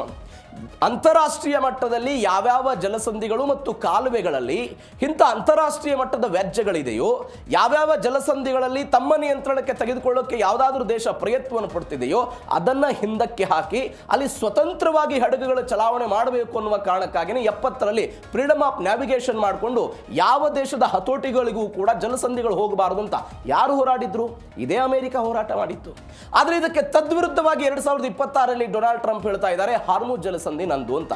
ಒಂದು ಹೆಜ್ಜೆ ಮುಂದೆ ಹೊರದೋಗಿ 1903ರಲ್ಲಿ ಅಮೆರಿಕ ಏನು ಮಾಡುತ್ತೆ, ಪನಾಮಾದವ್ರ ಜೊತೆಗೆ ಒಂದು ಒಪ್ಪಂದ ಮಾಡ್ಕೊಳ್ತಾರೋ, ಪನಾಮ ಕಾಲುವೆನ ರಕ್ಷಣೆ ಮಾಡ್ತೀವಿ ಅಂತ. 1903ರಲ್ಲಿ ಒಪ್ಪಂದ ಆಯಿತು. ಆದರೆ 1999ರ ಆಸುಪಾಸಿಗೆ ಏನು ಮಾಡಿಬಿಡ್ತಾರೆ, ಪನಾಮ ಕಾಲುವೆಯನ್ನು ಆ ದೇಶಕ್ಕೆ ಬಿಟ್ಕೊಳ್ಳೋ ಪ್ರಯತ್ನವನ್ನು ಮಾಡಿದ್ರು. ಇದರ ಅರ್ಥ ಏನು ಅಂತ ಹೇಳಿದ್ರೆ, ಕೆಲವೇ ಸೀಮಿತ ಅವಧಿಯಲ್ಲಿ ನೀವು ಮಿಲಿಟರಿ ದಿಗ್ಬಂಧನವನ್ನು ಹೇರಿದ್ದೀರಿ, ಅಲ್ಲಿ ನಿಮ್ಮ ನಿಯಂತ್ರಣವನ್ನು ತೆಗೆದುಕೊಂಡು ಬಿಟ್ಟಿದ್ದೀರಿ ಅಂತ ಹೇಳಿದ್ರೆ ಅದು ಸಂಪೂರ್ಣವಾಗಿ ನಿಮ್ಮ ಹತೋಟಿಗೆ ಬರಲ್ಲ. ಅಂತಾರಾಷ್ಟ್ರೀಯ ಕಡಲು ನಿಯಮಗಳ ವಿರುದ್ಧವಾಗಿಯೇ ಆಗುತ್ತೆ. ನೀವು ಈ ಕಾಲುವೆಗಳೇ, ಮಾನವ ನಿರ್ಮಿತ ಕಾಲುವೆಗಳೇ ನಿಮ್ಮ ನಿಯಂತ್ರಣಕ್ಕೆ ಬರಲ್ಲ ಅಂತ ಹೇಳಿದ್ರೆ, ನೈಸರ್ಗಿಕವಾಗಿ ನಿರ್ಮಿಸಿರುವಂತಹ ಅಥವಾ ನೈಸರ್ಗಿಕವಾಗಿ ಬಂದಿರುವಂತಹ ಜಲಸಂಧಿಗಳು ಒಂದು ದೇಶದ ಭೂಪ್ರದೇಶ ಆಗೋದಕ್ಕೆ ಹೆಂಗೆ ಸಾಧ್ಯ? ಈ ಪ್ರಶ್ನೆಯನ್ನ ಇರಾನ್ನವರು ಅಮೆರಿಕಕ್ಕೆ ಇಟ್ಟಿದ್ದಾರೆ. ನೋಡೋಣ ಏನಾಗುತ್ತೆ. ಇವೆಲ್ಲದ ನಡುವೆ ಎಕಾನಮಿಕ್ ಡಿ-ಡೇಗೆ ಹೊಡೆತ ಬಿದ್ದಿರುವ ಘಟನೆ. ಅತ್ಯಂತ ಕಠಿಣ ಆರ್ಥಿಕ ದಿಗ್ಬಂಧನಗಳನ್ನು ಇರಾನ್ ವಿರುದ್ಧ ಹೇರ್ತೀವಿ. ಕೇವಲ ಇರಾನ್ ಮಾತ್ರವಲ್ಲ, ಇರಾನ್ ಜೊತೆಗೆ ಯಾರು ವ್ಯಾಪಾರ ವಹಿವಾಟು ಮಾಡ್ತಾರೆ ಅವರ ವಿರುದ್ಧವೂ ಕೂಡ 25% ಸುಂಕವನ್ನು ಹಾಕ್ತೀವಿ ಅಂತ ಇದೇ ಡೊನಾಲ್ಡ್ ಟ್ರಂಪ್ ಅವರು ಹೇಳಿದ್ರು. ಆದರೆ ಇವತ್ತು ಇರಾನ್ ಬೆನ್ನಿಗೆ ಚೀನಾ ನಿಂತಿದೆ. ನಾನು ನಿನ್ನೆಯೂ ಕೂಡ ಇದ್ರ ಬಗ್ಗೆ ನಿಮಗೆ ಹೇಳಿದೆ. ಯಾವ ಚೀನಾ ಈ ಹಿಂದೆ ಪರ್ಷಿಯನ್ ಎನ್ನುವಂಥ ಕಂಟ್ರಿ ಇತ್ತು, ಪರ್ಷಿಯನ್ ಎನ್ನುವಂಥ ಒಂದು ಸಾಮ್ರಾಜ್ಯ ಇತ್ತು. ಆ ಸಾಮ್ರಾಜ್ಯದ ಜೊತೆಗೆ ರೇಷ್ಮೆ ವ್ಯಾಪಾರ ಒಪ್ಪಂದವನ್ನು ಮಾಡ್ಕೊಳ್ತಾ ಇದ್ರು, ರೇಷ್ಮೆ ವ್ಯಾಪಾರ ವಹಿವಾಟುಗಳೆಲ್ಲ ಆಗ್ತಿತ್ತು. ಅಲ್ಲಿನಿಂದ ಅಂದರೆ ಕ್ರಿಸ್ತಶಕ 1ನೇ ಶತಮಾನದಿಂದ ಇರುವಂಥ ಸಂಬಂಧವನ್ನು ಇವತ್ತು ಚೀನಾ ಅಮೆರಿಕಾದ ಕಾರಣಕ್ಕಾಗಿ ಏನಾದರೂ ಕಡಿದುಕೊಳ್ಳೋದಕ್ಕೆ ಸಾಧ್ಯ ಇದೆಯಾ? ಖಂಡಿತ ಇಲ್ಲ. ಹೆಂಗೆ ನೋಡಿ ನೀವು, ಚೀನಾದ ವಿದೇಶಾಂಗ ಸಚಿವಾಲಯದ ವಕ್ತಾರ ಜಿಯಾನ್ ಒಂದು ಹೇಳಿಕೆ ಕೊಟ್ಟಿದ್ದಾರೆ. ಅಮೆರಿಕಾದ ಏಕಪಕ್ಷೀಯ ಆರ್ಥಿಕ ನಿರ್ಬಂಧ ಮತ್ತು ಈ ಕಠಿಣ ದಿಗ್ಬಂಧನಗಳೇನಿದೆ ಅದು ಮಧ್ಯಪ್ರಾಚ್ಯದ ಬಿಕ್ಕಟ್ಟನ್ನು ಪರಿಹರಿಸಲ್ಲ. ಕಾನೂನಿನ ಪ್ರಕಾರ ಡೊನಾಲ್ಡ್ ಟ್ರಂಪ್ ಅವರು ಹೇರಿರುವಂಥ ಈ ಆರ್ಥಿಕ ದಿಗ್ಬಂಧನ ಅಮಾನ್ಯವಾಗಿದೆ ಅಂತ ಅವರು ಹೇಳಿಕೆ ಕೊಡೋ ಪ್ರಯತ್ನವನ್ನು ಮಾಡಿದರು. ಯಾಕೆ ಹೇಳಿಕೆ ಕೊಟ್ಟರು? ಒಂದು, ಚೀನಾ ಸಂಪೂರ್ಣವಾಗಿ ಇಂಧನದ ಕಾರಣಕ್ಕಾಗಿ ಇರಾನನ್ನು ನಂಬಿದೆ, ಹೀಗಾಗಿ ಚೀನಾಗೆ ಇಂಧನ ಭದ್ರತೆ ಬೇಕಾಗಿದೆ, ಈ ಕಾರಣಕ್ಕಾಗಿ ಈ ಹೇಳಿಕೆ ಬಂತು. ಒಂದು. ಎರಡನೇದ್ದು, ಮಧ್ಯಪ್ರಾಚ್ಯದಲ್ಲಿ ಮತ್ತು ಜಗತ್ತಿನಾದ್ಯಂತ ಅಮೆರಿಕಾದ ಪ್ರಾಬಲ್ಯವನ್ನು ತಡೆಯಬೇಕು ಎನ್ನುವಂತಹ ಇರಾದೆಯಲ್ಲಿ ರಷ್ಯಾ ಮತ್ತು ಚೀನಾ ಇದ್ದಾರೆ. ನಾನು ನಿನ್ನೆಯೂ ಕೂಡ ಇದ್ರ ಬಗ್ಗೆ ಹೇಳಿದೆ. ಮೈತ್ರಿಯನ್ನು ಮಾಡಿಕೊಂಡು ಅಮೆರಿಕಾಗೆ ಪೆಟ್ಟು ಕೊಡಬೇಕು ಅಂತ, ಈ ಕಾರಣಕ್ಕಾಗಿ ಚೀನಾದವರು ವಿರೋಧ ಮಾಡ್ತಾ ಇರೋದು. ಮೂರನೇ ಕಾರಣ, ಯಾವ ಅಮೆರಿಕ ಬೇರೆ ಬೇರೆ ದೇಶಗಳಲ್ಲಿ ಆಗ್ತಾ ಇರುವಂತಹ ಯುದ್ಧಗಳಲ್ಲಿ ನಾನು ಮಧ್ಯಸ್ಥಿಕೆದಾರನಾಗಿ ಬರ್ತೀನಿ ಅಂತ ಪಾತ್ರವನ್ನು ವಹಿಸ್ತಾ ಇದೆಯಲ್ಲ, ಆ ಮಧ್ಯಸ್ಥಿಕೆದಾರನ ಪಾತ್ರಕ್ಕೆ ಒಂದು ಬ್ರೇಕ್ ಹಾಕಬೇಕು ಅನ್ನುವ ಕಾರಣಕ್ಕಾಗಿ ಇವತ್ತು ಚೀನಾ ಇದನ್ನು ವಿರೋಧ ಮಾಡ್ತಾ ಇದೆ ಅಂತ. ಸ್ವಲ್ಪ ನಾವು ನೋಡಿ, 1980ರ ಆಸುಪಾಸಿಗೆ ಚೀನಾ ಮತ್ತು ಇರಾನ್ನದ್ದು ವ್ಯಾಪಾರ ಎಷ್ಟಿತ್ತು? $1.63 ಬಿಲಿಯನ್ ಇತ್ತು. ಆದರೆ 2001 ಅಂದರೆ 21 ವರ್ಷಗಳಿಗೆ ಅದು $3.3 ಬಿಲಿಯನ್ ಆಯಿತು. 2007ರಲ್ಲಿ $15 ಬಿಲಿಯನ್ ಆಗಿದೆ. ಅಂದರೆ ವರ್ಷದಿಂದ ವರ್ಷಕ್ಕೆ, ದಶಕಗಳಿಂದ ದಶಕಕ್ಕೆ ಇರಾನ್ ಮತ್ತು ಚೀನಾದ ವ್ಯಾಪಾರ ವಹಿವಾಟು ಏನಿತ್ತು ಸಂಪೂರ್ಣವಾಗಿ ಹಿಗ್ತಾ ಹೋಯಿತು ಹೊರತು ಯಾವತ್ತೂ ಕೂಡ ಕುಗ್ಗಿಲ್ಲ. 2000ರಿಂದ 2005ರ ನಡುವೆ ಇರಾನ್ ಎನ್ನುವಂಥ ಒಂದು ಪುಟ್ಟ ದೇಶದಿಂದ ತಾಂತ್ರಿಕವಾಗಿ ಮುಂದುವರೆದಿರುವಂಥ ಚೀನಾ ದೇಶ ಆಮದನ್ನು ಮಾಡಿಕೊಳ್ತಲ್ಲ, ಅದರ ಪ್ರಮಾಣ 360 ಪಟ್ಟು ಹೆಚ್ಚಾಗಿದೆ. 360 ಪಟ್ಟು ಹೆಚ್ಚಾಗಿದೆ. 2025ರಲ್ಲಿ ಇದೇ ಇರಾನ್ನಿಂದ ಚೀನಾದವರು 80% ತೈಲವನ್ನು ಖರೀದಿ ಮಾಡಿದ್ದಾರೆ. 80% ತೈಲವನ್ನು ಖರೀದಿ ಮಾಡಿದ್ರು. ಈಗ ಒಂದು ನಮಗೆ ಪ್ರಶ್ನೆ ಬಂದ್ಬಿಡುತ್ತೆ. ಏನು ಪ್ರಶ್ನೆ? ಹೌದು, ನೀವೇ ಅನೇಕ ಬಾರಿ ಹೇಳಿದಿರಿ. 2015ರಲ್ಲಿ ಬರಾಕ್ ಒಬಾಮ ಒಪ್ಪಂದ ಮಾಡಿಕೊಂಡ್ರು, 18ರಲ್ಲಿ ಡೊನಾಲ್ಡ್ ಟ್ರಂಪ್ ಅದರಿಂದ ಹೊರಗಡೆ ಬಂದರು. ಹೊರಗಡೆ ಬಂದ ನಂತರ ಆರ್ಥಿಕ ದಿಗ್ಬಂಧನ ವಿಧಿಸಿದ್ರು. ಅವತ್ತು ಚೀನಾದವರು ಏನು ಮಾಡಿದರು? ಅವತ್ತು ಇದಕ್ಕೊಂದು ಪರಿಹಾರ ಕಂಡು ಹಿಡಿದ್ರು ಅವರು. ನಮ್ಮಲ್ಲಿ ಬಾರ್ಟರ್ ಸಿಸ್ಟಮ್ ಇತ್ತು, ವಸ್ತುಗಳಿಗಾಗಿ ವಸ್ತುಗಳ ವಿನಿಮಯ ಇತ್ತು. ಅದೇ ಮಾದರಿಯಲ್ಲಿ ಚೀನಾವು ಕೂಡ ಇರಾನ್ನ ಜೊತೆಗೆ ವ್ಯಾಪಾರ ವಹಿವಾಟನ್ನು ಮಾಡ್ತು. ನೀವು ನಮಗೆ ತೈಲವನ್ನು ಕೊಡಿ, ನಿಮ್ಮ ದೇಶದ ರಸ್ತೆ, ನಿಮ್ಮ ದೇಶದ ಬಂದರುಗಳು, ನಿಮ್ಮ ದೇಶದ ಮೂಲಸೌಕರ್ಯಗಳು, ನಿಮ್ಮ ದೇಶದ ಅಣೆಕಟ್ಟುಗಳು ಏನೇನು ಬೇಕಲ್ಲ ಅದೆಲ್ಲವನ್ನು ನಿರ್ಮಾಣ ಮಾಡೋದಕ್ಕೆ ನಾನು ಹಣವನ್ನು ಹೂಡಿಕೆ ಮಾಡ್ತೀನಿ ಅಂತ ಒಂದು ಬಾರ್ಟರ್ ಸಿಸ್ಟಮ್ನ ಪದ್ಧತಿಯಲ್ಲಿ ಅಮೆರಿಕದ ದಿಗ್ಬಂಧನ ಇದ್ದಾಗಲೂ ಕೂಡ ಅವತ್ತು ಚೀನಾ ಇರಾನ್ನ ಜೊತೆಗೆ ವ್ಯಾಪಾರ ವಹಿವಾಟನ್ನು ಮಾಡಿದ್ದನ್ನಿದೆ. ಇವತ್ತು ಒನ್ಸ್ ಅಗೇನ್ ಅದೇ ಆಗ್ಬೋದು ಅಂತ ನಾನು ಅನೇಕ ಬಾರಿ ಹೇಳಿದ್ದೀನಿ, ಇಡೀ ಜಗತ್ತಿನಾದ್ಯಂತ ಸ್ವಿಫ್ಟ್ SWIFT ಎನ್ನುವಂಥ ಒಂದು ಬ್ಯಾಂಕಿಂಗ್ ವ್ಯವಸ್ಥೆ ಇದೆ. ಆ ಬ್ಯಾಂಕಿಂಗ್ ವ್ಯವಸ್ಥೆಯ ಮುಖಾಂತರ ಈ ತೈಲ ವ್ಯಾಪಾರ ವಹಿವಾಟುಗಳೆಲ್ಲವೂ ಕೂಡ ಆಗುತ್ತೆ. ಅದರ ನಿಯಂತ್ರಣ ಅಮೆರಿಕಾದ ಬಳಿ ಇದೆ ಅಂತ. 2000 ಇಸ್ವಿಯ ಆಸುಪಾಸು 2000 ಹೆಚ್ಚು ಕಡಿಮೆ ಆ ಇಸ್ವಿಯಲ್ಲಿ ಏನು ಮಾಡ್ತಾರೆ ಅಂತೇಳಿ ಈ ಸ್ವಿಫ್ಟ್ ಅಂದರೆ ಬ್ಯಾಂಕಿಂಗ್ ವ್ಯವಸ್ಥೆಯಿಂದ ಇರಾನನ್ನು ಹೊರಗೆ ಹಾಕೋ ಪ್ರಯತ್ನವನ್ನು ಮಾಡ್ತಾರೆ. ಇದಕ್ಕೆ ಪರ್ಯಾಯವಾಗಿ ಚೀನಾ ಏನು ಮಾಡ್ತು, ಚೀನಾ CIPS ಅಂತ ಒಂದು cross border inter bank payment system ಅಂತ ಒಂದು ಹೊಸದಾದಂಥ ಪೇಮೆಂಟ್ ಸಿಸ್ಟಮ್ ಅನ್ನು ತೆಗೆದುಕೊಂಡು ಬಂದು ಚೀನಾದ ಕರೆನ್ಸಿ ಮತ್ತು ಇರಾನ್ನ ಕರೆನ್ಸಿಯ ಜೊತೆಗೆ ವ್ಯಾಪಾರ ವಹಿವಾಟು ಆಗುವಂತೆ ನೋಡ್ಕೊಳ್ತಾ ಇದೆ. ಇದರ ಅರ್ಥ ಏನು ಅಂತ ಹೇಳಿದ್ರೆ, ನಾವು ನಿಮ್ಮ ಮಾತು ಕೇಳಲ್ಲ, ನಿಮ್ಮ ಸ್ವಾರ್ಥಕ್ಕೆ ನಾವು ಬಲಿಯಾಗಲ್ಲ ಅಂತ ಚೀನಾ ನೇರವಾಗಿ ಅಮೆರಿಕಕ್ಕೆ ಹೇಳುವಂತಹ ಪ್ರಯತ್ನವನ್ನು ಮಾಡ್ತಾ ಇದೆ. ಬಿಕಾಸ್ ತೈಲವೂ ಕೂಡ ಚೀನಾಗೆ ಎಲ್ಲಿಂದ ಬೇಕಾಗಿದೆ, ಇರಾನ್ನಿಂದ ಬೇಕಾಗಿದೆ. ನೋಡೋಣ ಏನಾಗುತ್ತೆ ಬೆಳವಣಿಗೆ. ಮತ್ತೊಂದು ಬೆಳವಣಿಗೆ ಏನು ಅಂತ ಹೇಳಿದ್ರೆ, ಜನರು ಹಸಿದಿದ್ರೆ ಸೇನಾ ಶಕ್ತಿ ವ್ಯರ್ಥ ಅಂತ. ಸೇನಾ ಶಕ್ತಿ ವ್ಯರ್ಥ ಅಂತ ಆರ್ಥಿಕ ದಿಗ್ಬಂಧನದ ಭೀಕರ ಪರಿಣಾಮವನ್ನು ಇರಾನ್ನ ಸಂಸತ್ ಸ್ಪೀಕರ್ ಘಾಲಿಬಾಫ್ ಒಪ್ಕೊಂಡಿದ್ದಾರೆ. ನಾನು ಅನೇಕ ಬಾರಿ ಹೇಳಿದ್ದೆ, ಹಣದುಬ್ಬರ ಜಾಸ್ತಿ ಆಗಿದೆ, ಅಲ್ಲಿರುವಂತಹ ಜನಜೀವನವೂ ಕೂಡ ಅತ್ಯಂತ ವೆಚ್ಚದಾಯಕವಾಗಿದೆ ಅಂತ. ಇವತ್ತು ದುರ್ಬಲ ಕರೆನ್ಸಿ ಬಂದಿದೆ, ಹಣದುಬ್ಬರ ಇರಾನ್ ಅಸ್ತಿತ್ವಕ್ಕೆ ಕುತ್ತು ಬರುವಂತಹ ಆತಂಕವನ್ನು ತಂದಿಟ್ಟಿದೆ. ಅಮೆರಿಕದ ಹೊಸ ನಿರ್ಬಂಧಗಳಿಗೆ ಎದುರಾಗುವುದಕ್ಕೆ ಇರಾನ್ ಸನ್ನದ್ಧ ಆಗಬೇಕು ಅನ್ನುವಂತಹ ಮಾತುಗಳನ್ನು ಅಲ್ಲಿ ನಾಯಕರು ಹೇಳ್ತಾ ಇದ್ದಾರೆ. ಜನರ ಆಕ್ರೋಶವನ್ನು ತಪ್ಪಿಸೋದಕ್ಕೆ ಯುದ್ಧ ನಿಲ್ಲಿಸೋದು ಇರಾನ್ಗೆ ಅನಿವಾರ್ಯವಾಗಿದ್ಬಿಟ್ಟಿದೆಯಾ, ಇತ್ಯಾದಿ ಪ್ರಶ್ನೆಗಳಿದೆ. ನಾನು ಮೊನ್ನೆ ಒಂದು ಸ್ಟೋರಿ ನೋಡಿದ್ವಿ ನಾವು DNA ಹೆಚ್ಚು ಕಡಿಮೆ 1953ರಿಂದ 73 ವರ್ಷ ಇಲ್ಲಿಯ ತನಕ ಎಲ್ಲವೂ ಕೂಡ ಹೌದು. ಯಾವಾಗ ಒಂದು ದೇಶದ ವಿರುದ್ಧ ಈ ರೀತಿಯಾದಂಥ ಪ್ರಯೋಗ ಮೊದಲ ಬಾರಿಗೆ ಆಗುತ್ತಲ್ಲ, ಆ ಪ್ರಯೋಗ ಮೊದಲ ಬಾರಿಗೆ ಆದಾಗ ಅದನ್ನು ತಾಡಿಕೊಳ್ಳೋದು ಶಕ್ತಿ ಸ್ವಲ್ಪ ಕಡಿಮೆ ಇರುತ್ತೆ. ಆದರೆ ಇಂಥ ಪ್ರಯೋಗಗಳನ್ನು ನೀವು ಪದೇ ಪದೇ ಒಂದು ದೇಶದ ವಿರುದ್ಧ ಹಾಕ್ತಾ ಹೋಗೋದಾದರೆ ಅದಕ್ಕೆ ತದ್ವಿರುದ್ಧವಾಗಿ ಮತ್ತು ಅದಕ್ಕೊಂದು ಅಡ್ಜಸ್ಟ್ ಆಗುವ ಹಂತಕ್ಕೆ ಬಂದುಬಿಡ್ತಾರೆ. ಈಗ ಕೊರೋನಾ ಬಂತಪ್ಪ ಇಡೀ ಜಗತ್ತಿಗೆ. ಕೊರೋನಾ ಮೊದಲು ವೈರಸ್ ಕಾಲಿಟ್ಟಾಗ ನಾವು ಕೊರೋನಾಗೆ ಹೆಂಗೆ ಅಡ್ಜಸ್ಟ್ ಆಗೋದು, ಕೊರೋನಾ ವಿರುದ್ಧ ಹೆಂಗೆ ಹೋರಾಟ ಮಾಡೋದು ಯಾರಿಗೂ ಕೂಡ ಗೊತ್ತಿರಲಿಲ್ಲ. ಅದಕ್ಕಾಗಿಯೇ ನಾವು ಮೊದಲ ಹಂತದಲ್ಲಿ ಲಾಕ್ಡೌನ್ ಘೋಷಣೆ ಮಾಡಿಕೊಳ್ಳೋ ಪ್ರಯತ್ನವನ್ನು ಮಾಡಿದ್ವಿ. ಮಾಸ್ಕ್ ತಯಾರು ಮಾಡಬೇಕು, ಅದಕ್ಕೆ ಬೇಕಾದಂಥ ವೈದ್ಯಕೀಯ ಪರಿಕರಣಗಳನ್ನು ತಯಾರು ಮಾಡ್ಕೊಳ್ಬೇಕು ಅಂತ. ಬಟ್ ಎರಡನೇ ಹಂತದಲ್ಲಿ ಕೊರೋನಾ ವೈರಸ್ ಬಂದಾಗ ಲಾಕ್ಡೌನ್ ಮಾಡಲಿಲ್ಲ ನಾವು. ಅದರ ಜೊತೆಗೆ ಹೆಂಗೆ ಬದುಕಬೇಕು ಮತ್ತು ಸುರಕ್ಷಿತವಾಗಿ ಹೆಂಗೆ ಬದುಕಬೇಕು ಅನ್ನೋದನ್ನು ಎರಡನೇ ಹಂತದಲ್ಲಿ ಕಲಿತುಕೊಳ್ಳೋ ಪ್ರಯತ್ನವನ್ನು ಮಾಡಿದ್ವಿ. ಯಾಸ್ ಇಟ್ ಈಸ್ ಇದು ಕೂಡ ಅಮೆರಿಕದ ದಿಗ್ಬಂಧನಗಳಿಗೆ, ಅಮೆರಿಕದ ಆರ್ಥಿಕ ನಿರ್ಬಂಧಗಳಿಗೆ ಇರಾನ್ ಹೆಂಗೆ ಒಕ್ಕೂಡಿಕೊಂಡು ಬಂತು ಅನ್ನೋದರ ವಿಶ್ಲೇಷಣೆ ಆಗಿದೆ. ಭೀಕರ ನಿರ್ಬಂಧವನ್ನು ಎದುರಿಸುವುದಕ್ಕೆ ಇರಾನ್ ತನ್ನ ಡಾಲರ್ ಅನ್ನ ಬಳಕೆ ಮಾಡೋದನ್ನು ಬಿಡಬೇಕು, ರಿಯಾದನ್ನು ಬಳಸಬೇಕು ಅಂತ ಅವರೆಲ್ಲ ಹೇಳ್ಕೊಳ್ಳೋ ಪ್ರಯತ್ನವನ್ನು ಮಾಡಿದ್ರು. 1980ರಿಂದ ಇದೆಲ್ಲ ಪಯಣ ಶುರುವಾಗ್ಬಿಟ್ಟಿದೆ. ಅಲ್ಲಿಂದ ಈ ಕತೆ ಅಮೆರಿಕದ ಇರಾನ್ ಮೇಲೆ ಇದ್ದೇ ಇದೆ. ಹೀಗಾಗಿ ಅವರು ಅಡ್ಜಸ್ಟ್ ಆಗಿ ಬದುಕ್ತಾ ಇದ್ದಾರೆ ಅಂತ. ಇವೆಲ್ಲದರ ನಡುವೆ ನಾನು ಅವಾಗ ಹೇಳಿದೆ, 2012ರಲ್ಲಿ ಸ್ವಿಫ್ಟ್ನಿಂದ ಹೊರಗಡೆ ಹಾಕಿದ ನಂತರವೂ ಕೂಡ ಇದಕ್ಕೊಂದು ಪರ್ಯಾಯ ವ್ಯವಸ್ಥೆ ಎಲ್ಲವೂ ಕೂಡ ಆಗಿದೆ. ಹೆಂಗಾಗಿದೆ ನೀವು ಪರಿಸ್ಥಿತಿ ಇರಾನ್ನದು ಒಂದು ಸ್ವಲ್ಪ ಅಂಕಿಅಂಶ ನೋಡ್ಬಿಡೋಣ ನಾವು. ಹಣದುಬ್ಬರ 90% ಆಗಿದೆ. ದರ ಏರಿಕೆ, ಮೂಲಭೂತ ಅಗತ್ಯ ವಸ್ತುಗಳೇನಿದೆ ಅವುಗಳ ಒಟ್ಟಾರೆ ದರ ಏರಿಕೆಯೂ ಕೂಡ 300% ಏರಿಕೆ ಆಗಿದೆ. ಕರೆನ್ಸಿ ಕುಸಿತ ಆಗಿದೆ. ರೇಷನನ್ನು ಬಂದ್ ಮಾಡುವಂತಕ್ಕೆ ಇವತ್ತು ಇರಾನ್ನವರು ಹೋಗಿದ್ದಾರೆ. ಎಲ್ಲವೂ ಕೂಡ ಇರಾನ್ನದ್ದಾಗಿದ್ರೆ ಈ ಇರಾನ್ನ ಆರ್ಥಿಕತೆ ದೃಷ್ಟಿ ಮತ್ತು ಅಮೆರಿಕದ ಆರ್ಥಿಕ ದಿಗ್ಬಂಧನದ ಕಾರಣಕ್ಕಾಗಿ ಭಾರತದ ಜೇಬಿಗೆ ಹಾಗಾದರೆ ಕತ್ತರಿ ಬೀಳುತ್ತಾ ಅನ್ನೋದೊಂದು ಪ್ರಶ್ನೆ ಇದೆ. ಯಾಕಂದರೆ ಹಾರ್ಮುಜ್ ಜಲಸಂಧಿಯನ್ನು ತನ್ನ ತೆಕ್ಕೆಗೆ ಅಮೆರಿಕ ತೆಗೆದುಕೊಂಡ ನಂತರ ಈ ಹಾರ್ಮುಜ್ ಜಲಸಂಧಿಯಲ್ಲಿ ಓಡಾಡುವಂಥ ಹಡಗುಗಳ ಸಂಖ್ಯೆ ಕಡಿಮೆ ಆಗಿದೆ. ಹಾರ್ಮುಜ್ ಜಲಸಂಧಿಯ ಮುಖಾಂತರ ನಮಗೆ ಬರಬೇಕಾದಂಥ ತೈಲದ ಪ್ರಮಾಣ ಕಡಿಮೆ ಆಗುತ್ತೆ.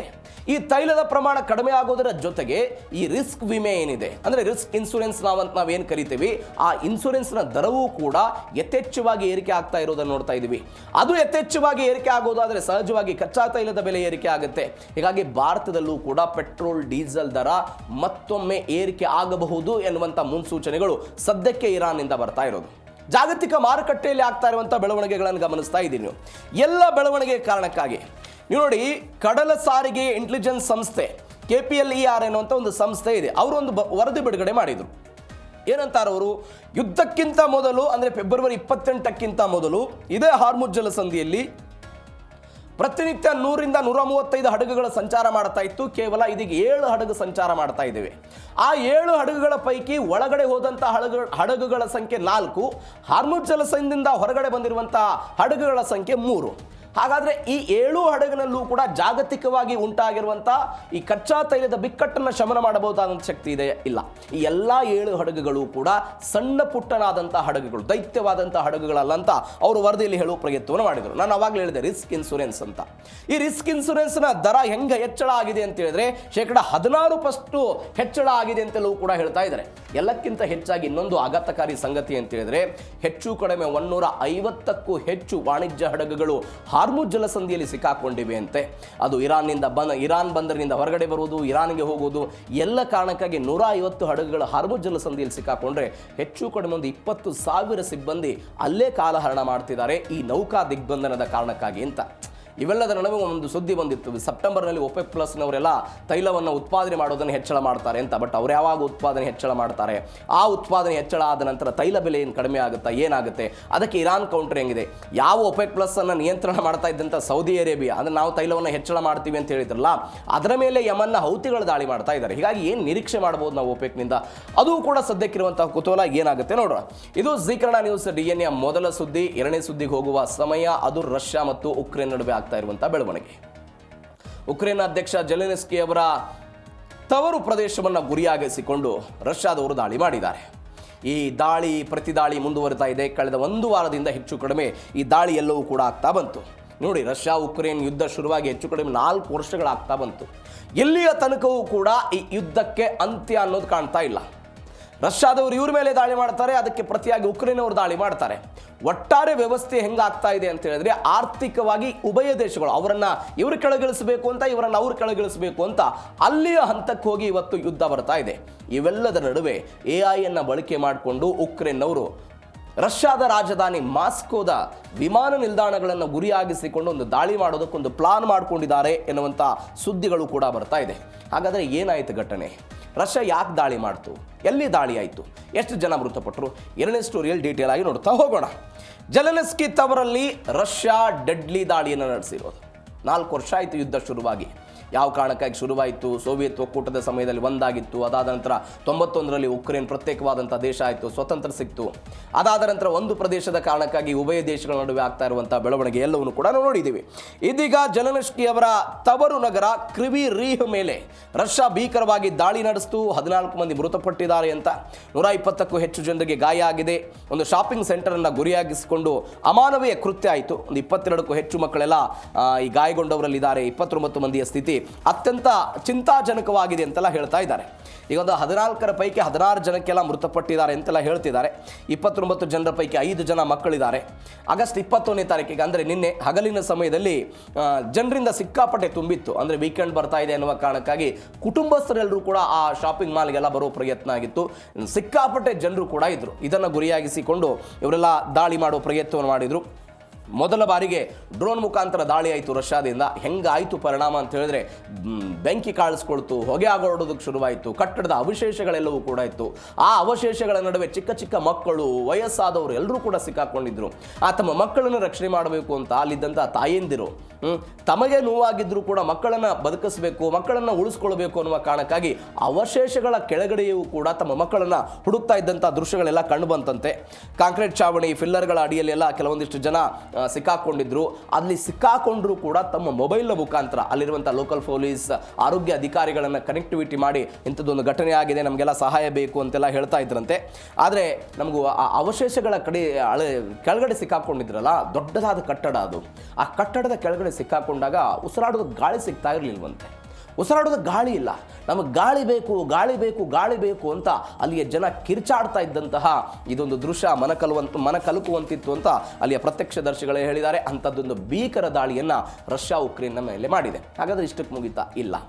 ಎರಡನೇ ದಾಳಿ ಆಗಿದೆ, ಅದು ಡಬಲ್ ಅಟ್ಯಾಕ್. ಏನಿದೆ ಡಬಲ್ ಅಟ್ಯಾಕ್ ಅಂದರೆ? ಡಬಲ್ ಅಟ್ಯಾಕ್ ಅಂತ ಹೇಳಿದರೆ, ಒಂದು ದಾಳಿಯಾಗಿ ಸ್ವಲ್ಪ ನಿಮಿಷಗಳ ಕಾಲ ಒಂದು ವಿರಾಮವನ್ನು ಕೊಟ್ಟು ಈ ದಾಳಿಯ ನಂತರ ಏನು ರಕ್ಷಣೆಗೆ ಬರ್ತಾರಲ್ಲ ಅವರ ಮೇಲೆ ಅಟ್ಯಾಕ್ ಮಾಡೋದು. ರಕ್ಷಣೆಗೆ ಬಂದವರ ಮೇಲೆ ಡಬಲ್ ಅಟ್ಯಾಕ್ ಮಾಡಿದೆ ರಷ್ಯಾ. ನಾನು ಅವಾಗಲೇ ಹೇಳಿದೆ, ಈಗ ಒಂದು ಪ್ರದೇಶವನ್ನು ಇದೇ ಶಾಪಿಂಗ್ ಮಾಲನ್ನು ಗುರಿಯಾಗಿಸ್ಕೊಂಡು ರಷ್ಯಾದವರು ದಾಳಿ ಮಾಡಿದರು.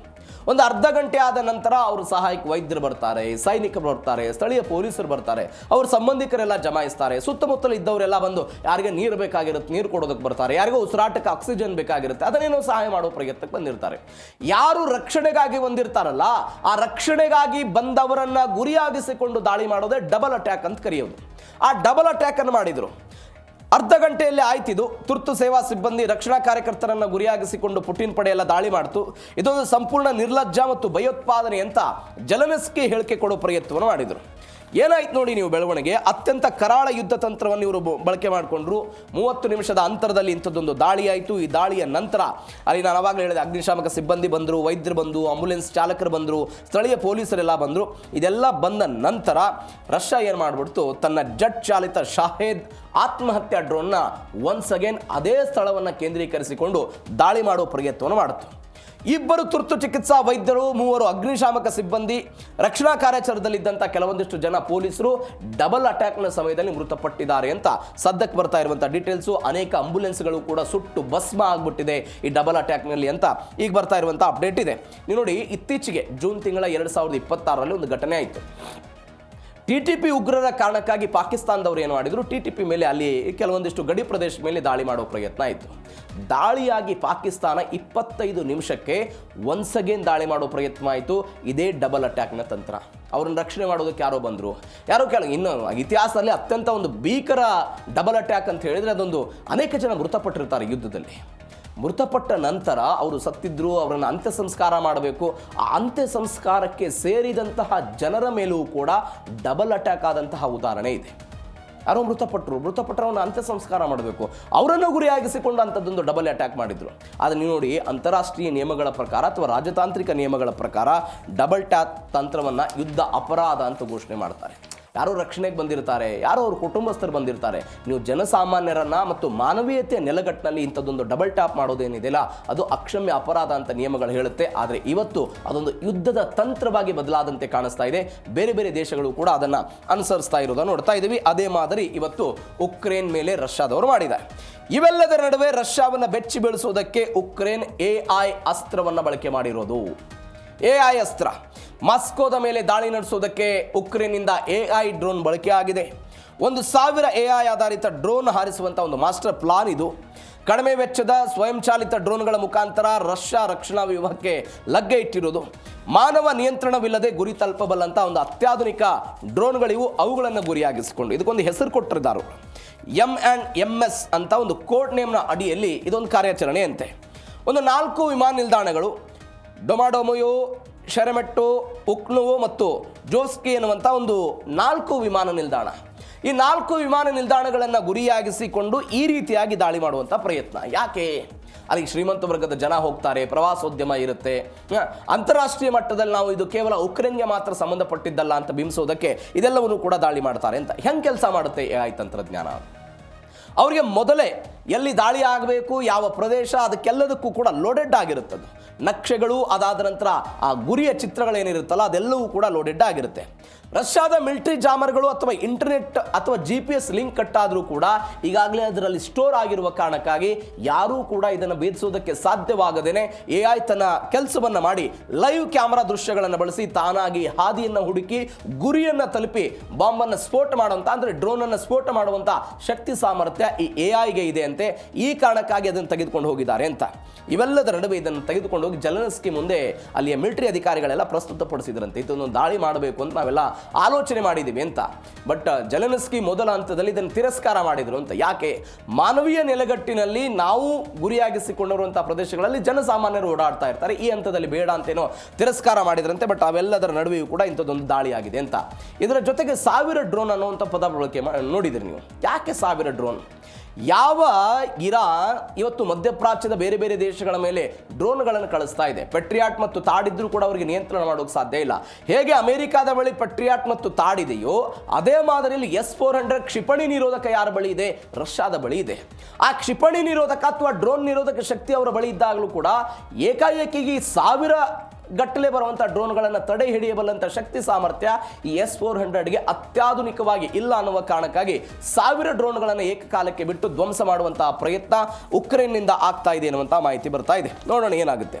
ಇವೆಲ್ಲದರ ಜೊತೆಗೆ ಮಾಸ್ಕೋದ ವಿಮಾನ ನಿಲ್ದಾಣಗಳೇ ಉಕ್ರೇನ್ನ ಗುರಿ. ನಾನು ಅವಾಗಲೇ ಹೇಳಿದೆ, 4 ವಿಮಾನ ನಿಲ್ದಾಣಗಳು ಮತ್ತು ಅದರ ಸುತ್ತಮುತ್ತಲಿನ ಪ್ರದೇಶಗಳನ್ನು ಗುರಿಯಾಗಿಸಿಕೊಂಡು ಅವುಗಳನ್ನು ಅಸ್ತವ್ಯಸ್ತಗೊಳಿಸುವುದಕ್ಕೆ ಇದೀಗ ಉಕ್ರೇನ್ ಅವರು ತಯಾರಿಯನ್ನು ಮಾಡಿಕೊಂಡಿದ್ದಾರೆ ಅಂತ. ವಾಣಿಜ್ಯ ವಿಮಾನ ಸಂಚಾರವನ್ನು ಸ್ಥಗಿತಗೊಳಿಸಿ ರಷ್ಯಾದ ಆರ್ಥಿಕತೆಗೆ ಪೆಟ್ಟು ಕೊಡಬೇಕು ಅಂತ.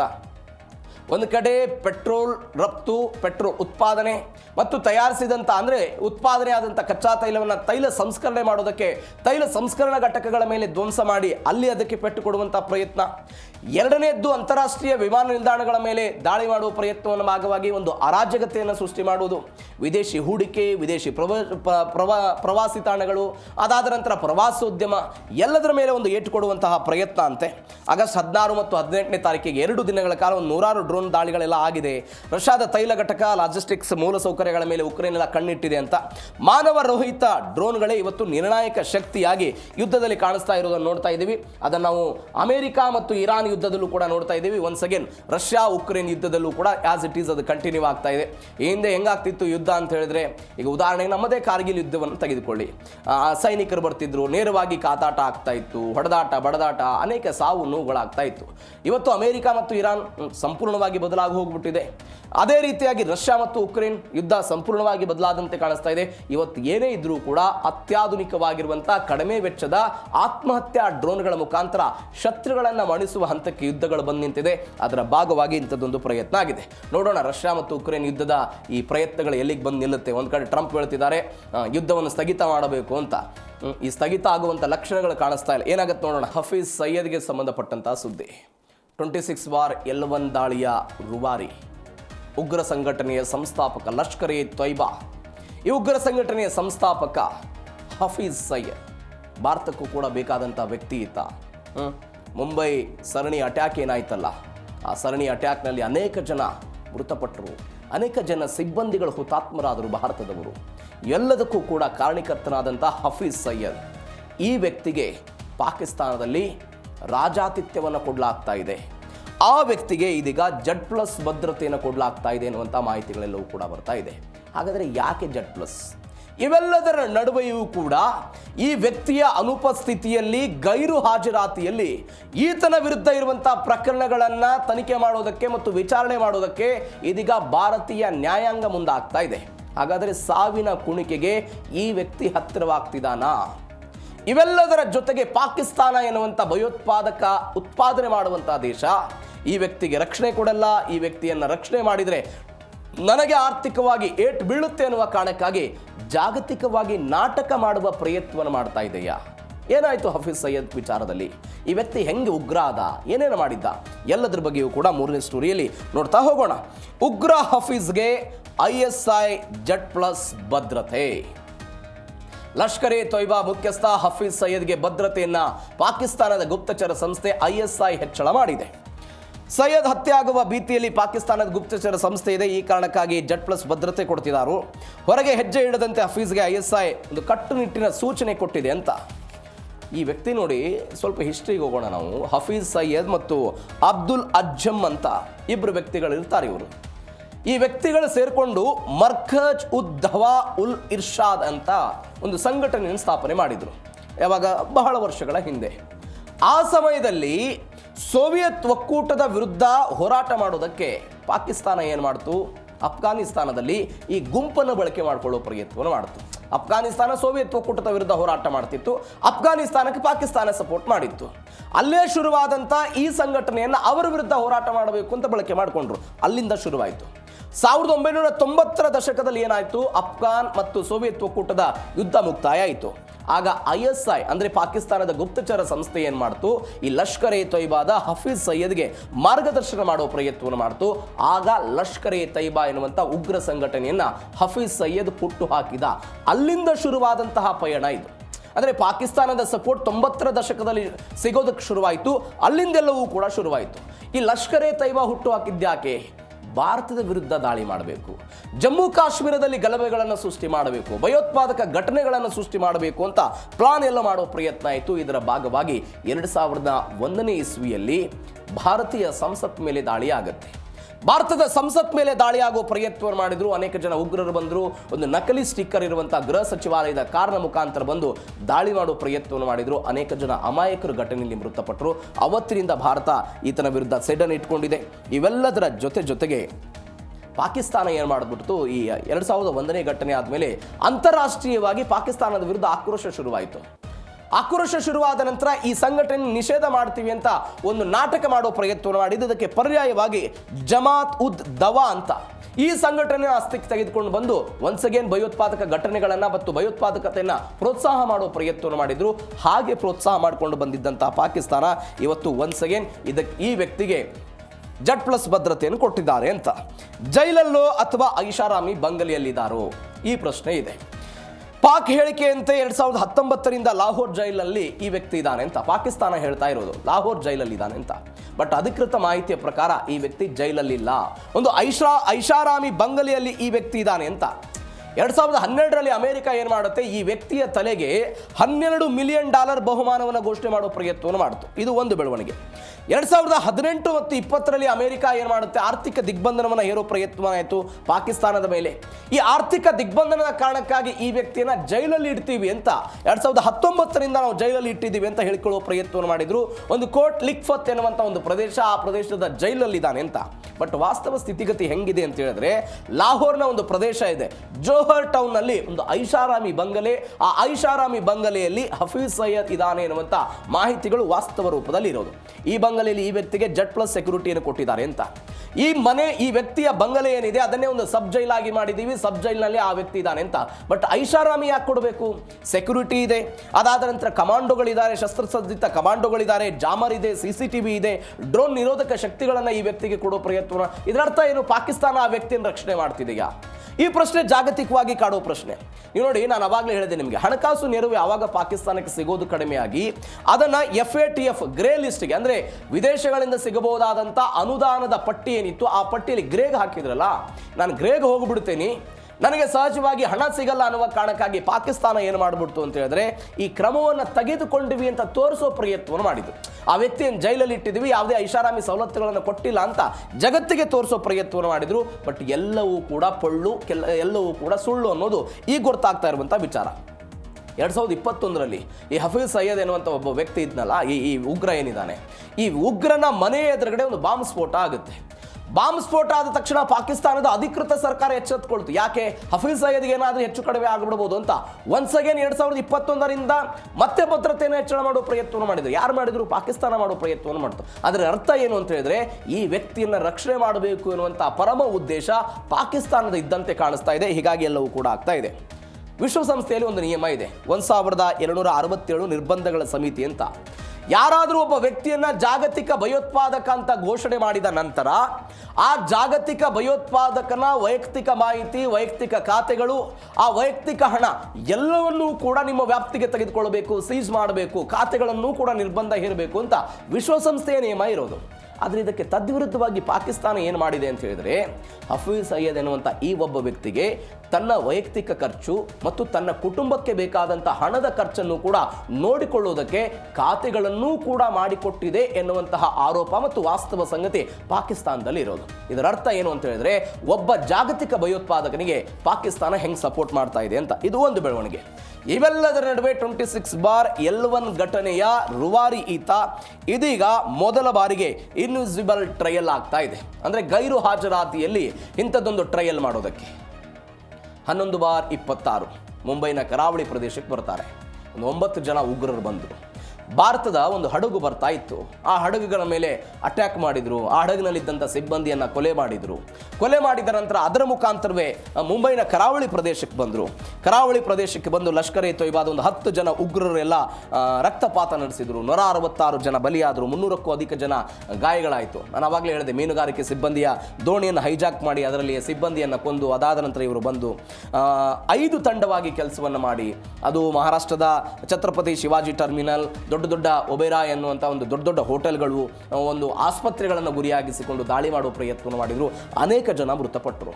ಈ ಮೃತಪಟ್ಟ ನಂತರ ಹೆಂಗಾಯ್ತು ನೋಡಿ, ಅಲ್ಲಿ ಒಬ್ಬ ಪೊಲೀಸ್ ಕಾನ್ಸ್ಟೇಬಲ್ ಇರ್ತಾರೆ, ತುಕಾರಾಮ್ ಓಂಬ್ಳೆ ಅಂತ. ನಾವು ಅನೇಕ ಬಾರಿ ಈ ವ್ಯಕ್ತಿ ಬಗ್ಗೆ ಮಾತನಾಡಿದ್ದೀವಿ. ಒಬ್ಬ ಕಾನ್ಸ್ಟೇಬಲ್, ಈ ವ್ಯಕ್ತಿ ಒಂದು ಸಾಹಸ ಮಾಡಿದ. ಈ ಸಮಯದಲ್ಲಿ ಏನು ಸಾಹಸ ಆಯಿತು ಅಂತ ಹೇಳಿದ್ರೆ, ಉಗ್ರ ಕಸಬ್ನನ್ನ ಜೀವಂತವಾಗಿ ಸೆರೆ ಹಿಡಿದರು. ಈ ಕಾನ್ಸ್ಟೇಬಲ್ ಜೀವಂತವಾಗಿ, ಅವರ ಮೇಲೆ ದಾಳಿಯಾಗುವಂಥ ಭೀತಿ ಇದ್ದಾಗಲೂ ಕೂಡ, AK-47 ಅವರ ಹೆಗಲ ಮೇಲೆ ಇದ್ದಾಗಲೂ ಕೂಡ ಜೀವಂತವಾಗಿ ಅವರನ್ನು ಸೆರೆ ಹಿಡಿಯುವ ಪ್ರಯತ್ನವನ್ನು ಮಾಡಿದರು. ಈ ಉಗ್ರ ಕಸಬ್ಗೆ 2012ರಲ್ಲಿ ಮರಣದಂಡನೆ ಶಿಕ್ಷೆ ಆಯಿತು, ಜೀವಂತವಾಗಿ ಹಿಡಿದ್ರು. ಅದಾದ ನಂತರ ಎಲ್ಲವೂ ಕೂಡ ಆ ವ್ಯಕ್ತಿಯನ್ನ ಗಲ್ಲಿಗೇರಿಸಿದ್ದು ಆಯಿತು. ಆದರೆ ಉಳಿದಂಥ ಕೆಲವೊಂದಿಷ್ಟು ಜನ ಇದ್ದಾರೆ ಅದರಲ್ಲಿ. ಹಫೀಜ್ ಸಯ್ಯದ್, ಜಕೀವುರ್ ರೆಹಮಾನ್, ಸಾಜಿದ್ ಮಿರ್, ಅಬ್ದುಲ್ ಅಲ್ಖಮಾ, ಆಸಿಮ್ ಅಲಿಯಾಸ್ ಅಬು ಖಹಾಫಾ, ಅಬ್ದುಲ್ ರೆಹಮಾನ್ ಫಾಷಾ, ಈ 6 ಜನ ಏನಿದ್ದಾರೆ, ಈ 6 ಜನ ಈ ತನಕವೂ ಕೂಡ ಎಲ್ಲೂ ಕೂಡ ಸಿಕ್ಬಿದ್ದಿಲ್ಲ. ಇವರೆಲ್ಲರೂ ಕೂಡ ಪಾಕಿಸ್ತಾನದಲ್ಲೇ ಇದ್ದಾರೆ ಅಂತ. ವಿಚಾರಣೆಗೆ ಬಂದಿಲ್ಲ, ಯಾವುದೂ ಕೂಡ ಆಗಿಲ್ಲ. ಇದೀಗ ಭಾರತ ಸರ್ಕಾರ ಏನು ಮಾಡ್ತಾ ಇದೆ ಅಂತ ಹೇಳಿದ್ರೆ, ಭಾರತೀಯ ನಾಗರಿಕ ಸುರಕ್ಷಾ ಸಂಹಿತೆ 2023ರ 256 ಅಡಿಯಲ್ಲಿ ವಿಚಾರಣೆಯನ್ನು ಶುರು ಮಾಡಿಕೊಂಡಿದೆ. ಇದೀಗ ಅವರ ಹಾಜರಾತಿ ಇಲ್ಲದೆ ಇದ್ದಾಗಲೂ ಕೂಡ ಅವರ ವಿಚಾರಣೆಯನ್ನು ಮಾಡಿ ಶಿಕ್ಷೆಯನ್ನು ಪ್ರಕಟ ಮಾಡೋದು ಹೆಂಗಾಗುತ್ತೆ? ಇತ್ತೀಚೆಗೆ ಮಹಾರಾಷ್ಟ್ರ ಸರ್ಕಾರ ಮತ್ತು ಮಹಾರಾಷ್ಟ್ರ ಪೊಲೀಸರಿಂದ ಒಂದು ಬೆಳವಣಿಗೆ ಆಯಿತು. ಏನು ಬೆಳವಣಿಗೆ ಆಯಿತು? ಜೂನ್ 30ನೇ ತಾರೀಕಿಗೆ ಅವರು ಘೋಷಿತ ಅಪರಾಧ ಪ್ರಕರಣ ಅಂತ ಇವೆಲ್ಲವನ್ನು ಕೂಡ ಅದನ್ನು ಡಿಸೈಡ್ ಮಾಡಿ ಕೇಂದ್ರ ಗೃಹ ಇಲಾಖೆ ಕಳಿಸಿದರು. ಈ ಕೇಂದ್ರ ಗೃಹ ಇಲಾಖೆ ಏನು ಮಾಡುತ್ತೆ, ಅವರು ನೇರವಾಗಿ ಏನು ಮಾಡ್ತಾರೆ ಅಂತ ಹೇಳಿದ್ರೆ, ಇಂಟರ್ಪೋಲ್ ಮುಖಾಂತರ ಪಾಕಿಸ್ತಾನಕ್ಕೆ ಕಳಿಸೋ ಪ್ರಯತ್ನವನ್ನು ಮಾಡ್ತಾರೆ. ಯಾಕಂದರೆ ಪಾಕಿಸ್ತಾನದಲ್ಲಿ ಈ ವ್ಯಕ್ತಿ ಇದ್ದಾನೆ ಅಂತ. ಒಂದು ವೇಳೆ ಅವರಿಗೆ ಸೆಪ್ಟೆಂಬರ್ 17ನೇ ತಾರೀಕಿನ ತನಕ ಏನೋ ಸಮಯ ಇದೆ. ವಿಚಾರಣೆಗೆ ಏನಾದರೂ ಬಂದರೆ ವಿಚಾರಣೆಗೆ ಬರದೇ ಹೋದರೆ, ಅವರು ಇಲ್ಲದೇ ಇದ್ದಾಗಲೂ ಕೂಡ ವಿಚಾರಣೆಯನ್ನು ಮಾಡಿ ಇದೀಗ ಶಿಕ್ಷೆಯನ್ನು ಪ್ರಕಟ ಮಾಡುವಂಥ ಪ್ರಕರಣ ಇದು. ಇದೀಗ ಸಾವಿನ ಸ್ಥಿತಿಗೆ ಅಂದರೆ ಈ ವ್ಯಕ್ತಿ ಬಂದು ನಿಂತಿರೋದನ್ನು ನಾವು ನೋಡ್ತಾ ಇದ್ದೀವಿ. ಇದು ಒಂದು ಬೆಳವಣಿಗೆ. ಮತ್ತೊಂದು ಬೆಳವಣಿಗೆ ಏನು ಅಂತ ಹೇಳಿದ್ರೆ, ಆಪರೇಷನ್ ಸಿಂಧೂರ್ ಹೊಡೆತಕ್ಕೆ ಲಷ್ಕರ್ ತತ್ತರಿಸಿ ಹೋಗಿರುವಂಥ ಬೆಳವಣಿಗೆ.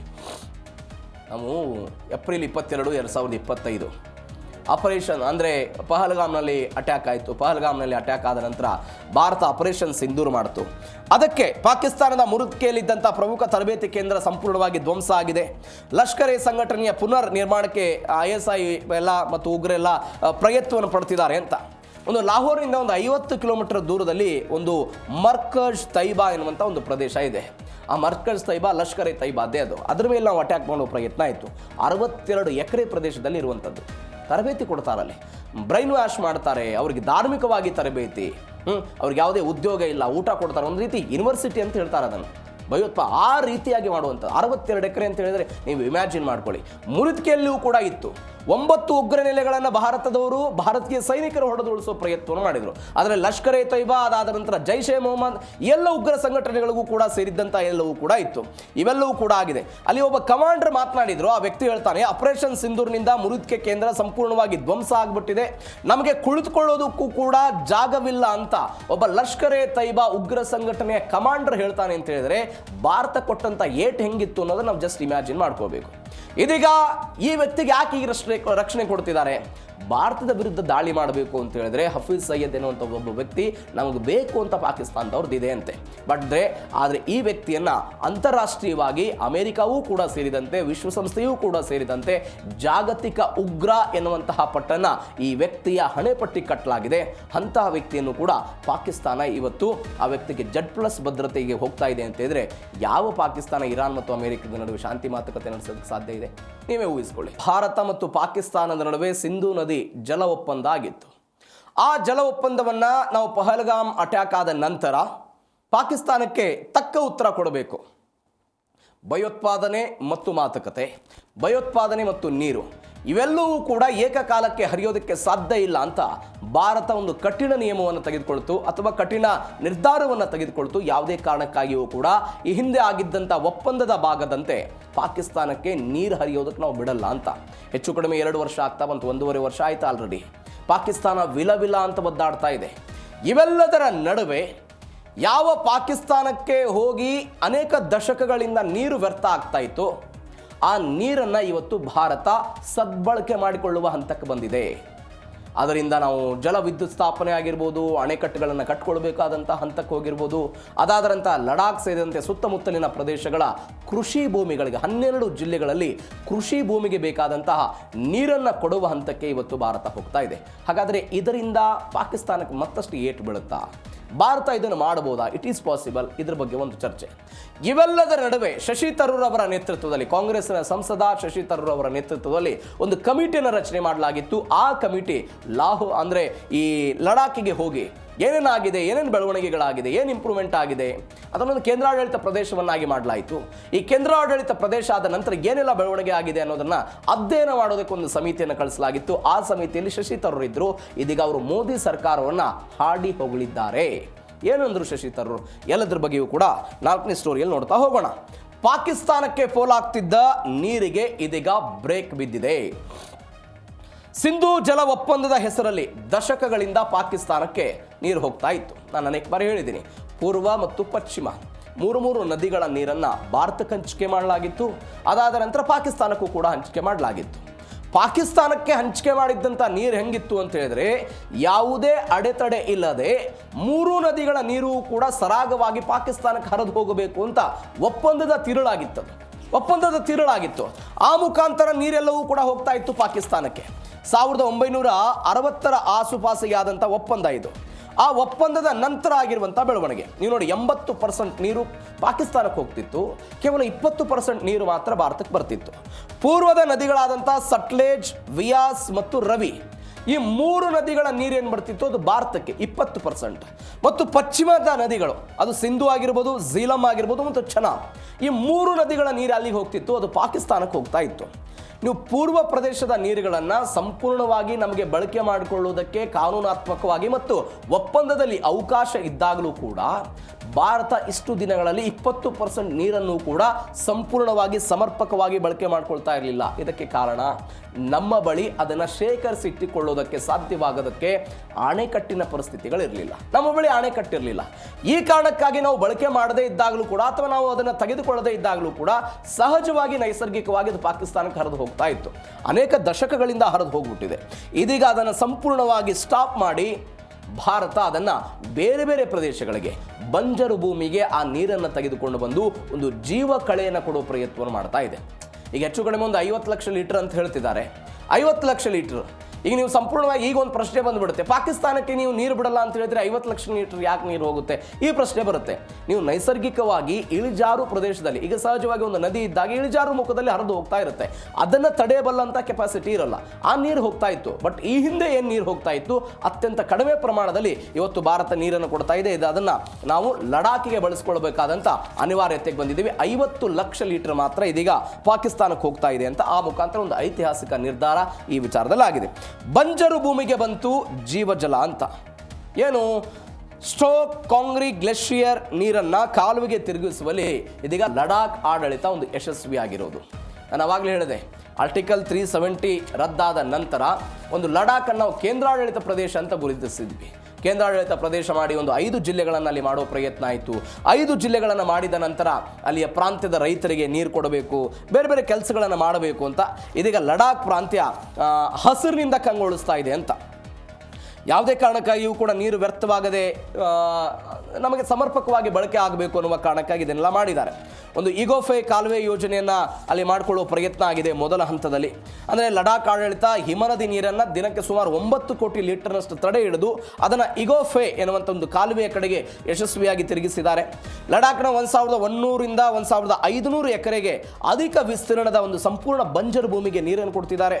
ಸಹಜವಾಗಿ ಅಲ್ಲಿಯ ಸ್ಥಳೀಯ ರೈತರಿಗೆಲ್ಲ ಅನುಕೂಲ ಆಗ್ತಿದೆ. ಯಾಕಂದರೆ ನೀರಿಲ್ಲದೆ ಇರುವ ಕಾರಣಕ್ಕಾಗಿಯೇ ಅಲ್ಲಿಯ ರೈತರೆಲ್ಲವೂ ಕೂಡ ಬೇರೆ ಬೇರೆ ಕಡೆ ವಲಸೆ ಹೋಗ್ತಾ ಇದ್ರು. ಮಹಿಳೆಯರು ಕುಡಿಯೋದಕ್ಕೆ ನೀರು ಬೇಕಾದಂತಹ ಸಮಯದಲ್ಲೂ ಕೂಡ ಅತ್ಯಂತ ಕಡಿಮೆ -°C ತಾಪಮಾನ ಇದ್ದಾಗಲೂ ಕೂಡ ಕುಡಿಯೋ ನೀರು ತರೋದಕ್ಕೆ ಭಾರಿ ಕಷ್ಟವನ್ನು ಪಡ್ತಾ ಇದ್ರು. ಬಟ್ ಅದಕ್ಕೊಂದು ಪರಿಹಾರದ ರೂಪದಲ್ಲಿ ಇದನ್ನೆಲ್ಲ ತೆಗೆದುಕೊಂಡು ಬಂದಿದ್ದಾರೆ ಅಂತ ಹೇಳ್ತಿದ್ದಾರೆ. ಇಗೋಫೆ ಸೇರಿದಂತೆ ಒಂದು ಸಿಂಧೂ ನದಿ ಪಾತ್ರದ 12 ಗ್ರಾಮೀಣ ಪ್ರದೇಶಗಳು ಈ ಯೋಜನೆಯ ನೇರ ಫಲಾನುಭವಿಗಳಾಗಿವೆ ಅಂತೆಲ್ಲ ಹೇಳ್ತಿದ್ದಾರೆ. ಹಸಿರು ತರಕಾರಿಗಳನ್ನು ಬೆಳಿಬೋದು, ಆರ್ಥಿಕ ಸ್ವಾವಲಂಬನೆ ಆಗ್ಬೋದು. ಯಾಕಂದರೆ ನೀರು ಇಲ್ಲದೇ ಇದ್ದಿದ್ದ ಕಾರಣಕ್ಕಾಗಿ ಈ ಪ್ರದೇಶದಲ್ಲಿ ಬೆಳೆಯಬೇಕಾದಂಥ ಬೆಳೆಗಳು ಸಂಪೂರ್ಣವಾಗಿ ಕುಂಠಿತ ಆಗಿತ್ತು. ಈ ಸಂಪೂರ್ಣವಾಗಿ ಕುಂಠಿತ ಆಗಿದ್ದಕ್ಕೆ ಒಂದು ಬೂಸ್ಟರ್ ಡೋಸನ್ನು ಅಲ್ಲಿಯ ಸರ್ಕಾರದವರು ಕೊಡ್ತಾ ಇದ್ದಾರೆ ಅಂತ.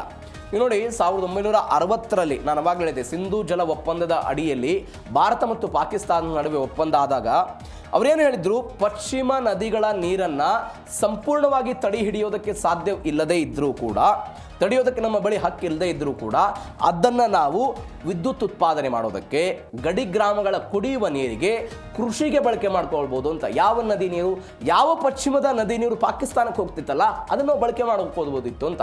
ಆದರೆ ಭಾರತ ಇಷ್ಟು ದಿನಗಳ ಕಾಲ ಅದನ್ನು ಮಾಡಿರಲಿಲ್ಲ. ಈಗ ಪಾಕಿಸ್ತಾನಕ್ಕೆ ಏಟು ಕೊಡಬೇಕು ಅನ್ನುವ ಕಾರಣಕ್ಕಾಗಿ ಈ ಒಂದು ಕ್ರಮಕ್ಕೆ ಮುಂದಾಗಿದೆ. ಇದು ಒಂದು ಬೆಳವಣಿಗೆ. ಮತ್ತೊಂದು ಬೆಳವಣಿಗೆ ಏನು ಅಂತ ಹೇಳಿದರೆ, ಮೋದಿ ಕೆಲಸಕ್ಕೆ ಶಶಿ ತರೂರ್ ಶಬ್ಬಾಸ್ ಹೇಳಿರೋದು, ಫಿದಾ ಆಗಿರೋದು. ಕಾಂಗ್ರೆಸ್ನ ಸಂಸದ ಲಡಾಖ್ ಅಭಿವೃದ್ಧಿ ಕಾರ್ಯವನ್ನು ಕಂಡು ಕಾಂಗ್ರೆಸ್ ಸಂಸದ ಶಶಿ ತರೂರ್ ಎಲ್ಲ ಫಿದಾ ಆದರು. ನೀವು ಆಪರೇಷನ್ ಸಿಂಧೂರ್ ಆದಂಥ ಸಮಯದಲ್ಲಿ ಕಾಂಗ್ರೆಸ್ ಸೇರಿದಂತೆ ಅನೇಕ ವಿಪಕ್ಷಗಳು ಅದರ ಬಗ್ಗೆ ಪ್ರಶ್ನೆ ಮಾಡಿದ್ದು. ಪ್ರಶ್ನೆ ಮಾಡಿದ್ರು. ಆದರೆ ಅದೇ ಶಶಿ ತರೂರ್ ಅದನ್ನು ಹಾಡಿ ಹೊಗಳಿದ್ರು. ಇದು ಭಾರತದ ಶಕ್ತಿ ಸಾಮರ್ಥ್ಯ ನುಗ್ಗಿ ಹೊಡೆದಿರೋದು ಭಾರತಕ್ಕೆ ಒಂದು ಹೆಮ್ಮೆಯನ್ನು ತಂದಿಟ್ಟಿದೆ ಅಂತೆಲ್ಲ ಪ್ರಧಾನಿಗಳ ಜೊತೆಗೆ ಅಥವಾ ಕೇಂದ್ರ ಸರ್ಕಾರದ ನಡೆಯನ್ನೆಲ್ಲ ಸಮರ್ಥನೆ ಮಾಡಿಕೊಂಡಿದ್ರು.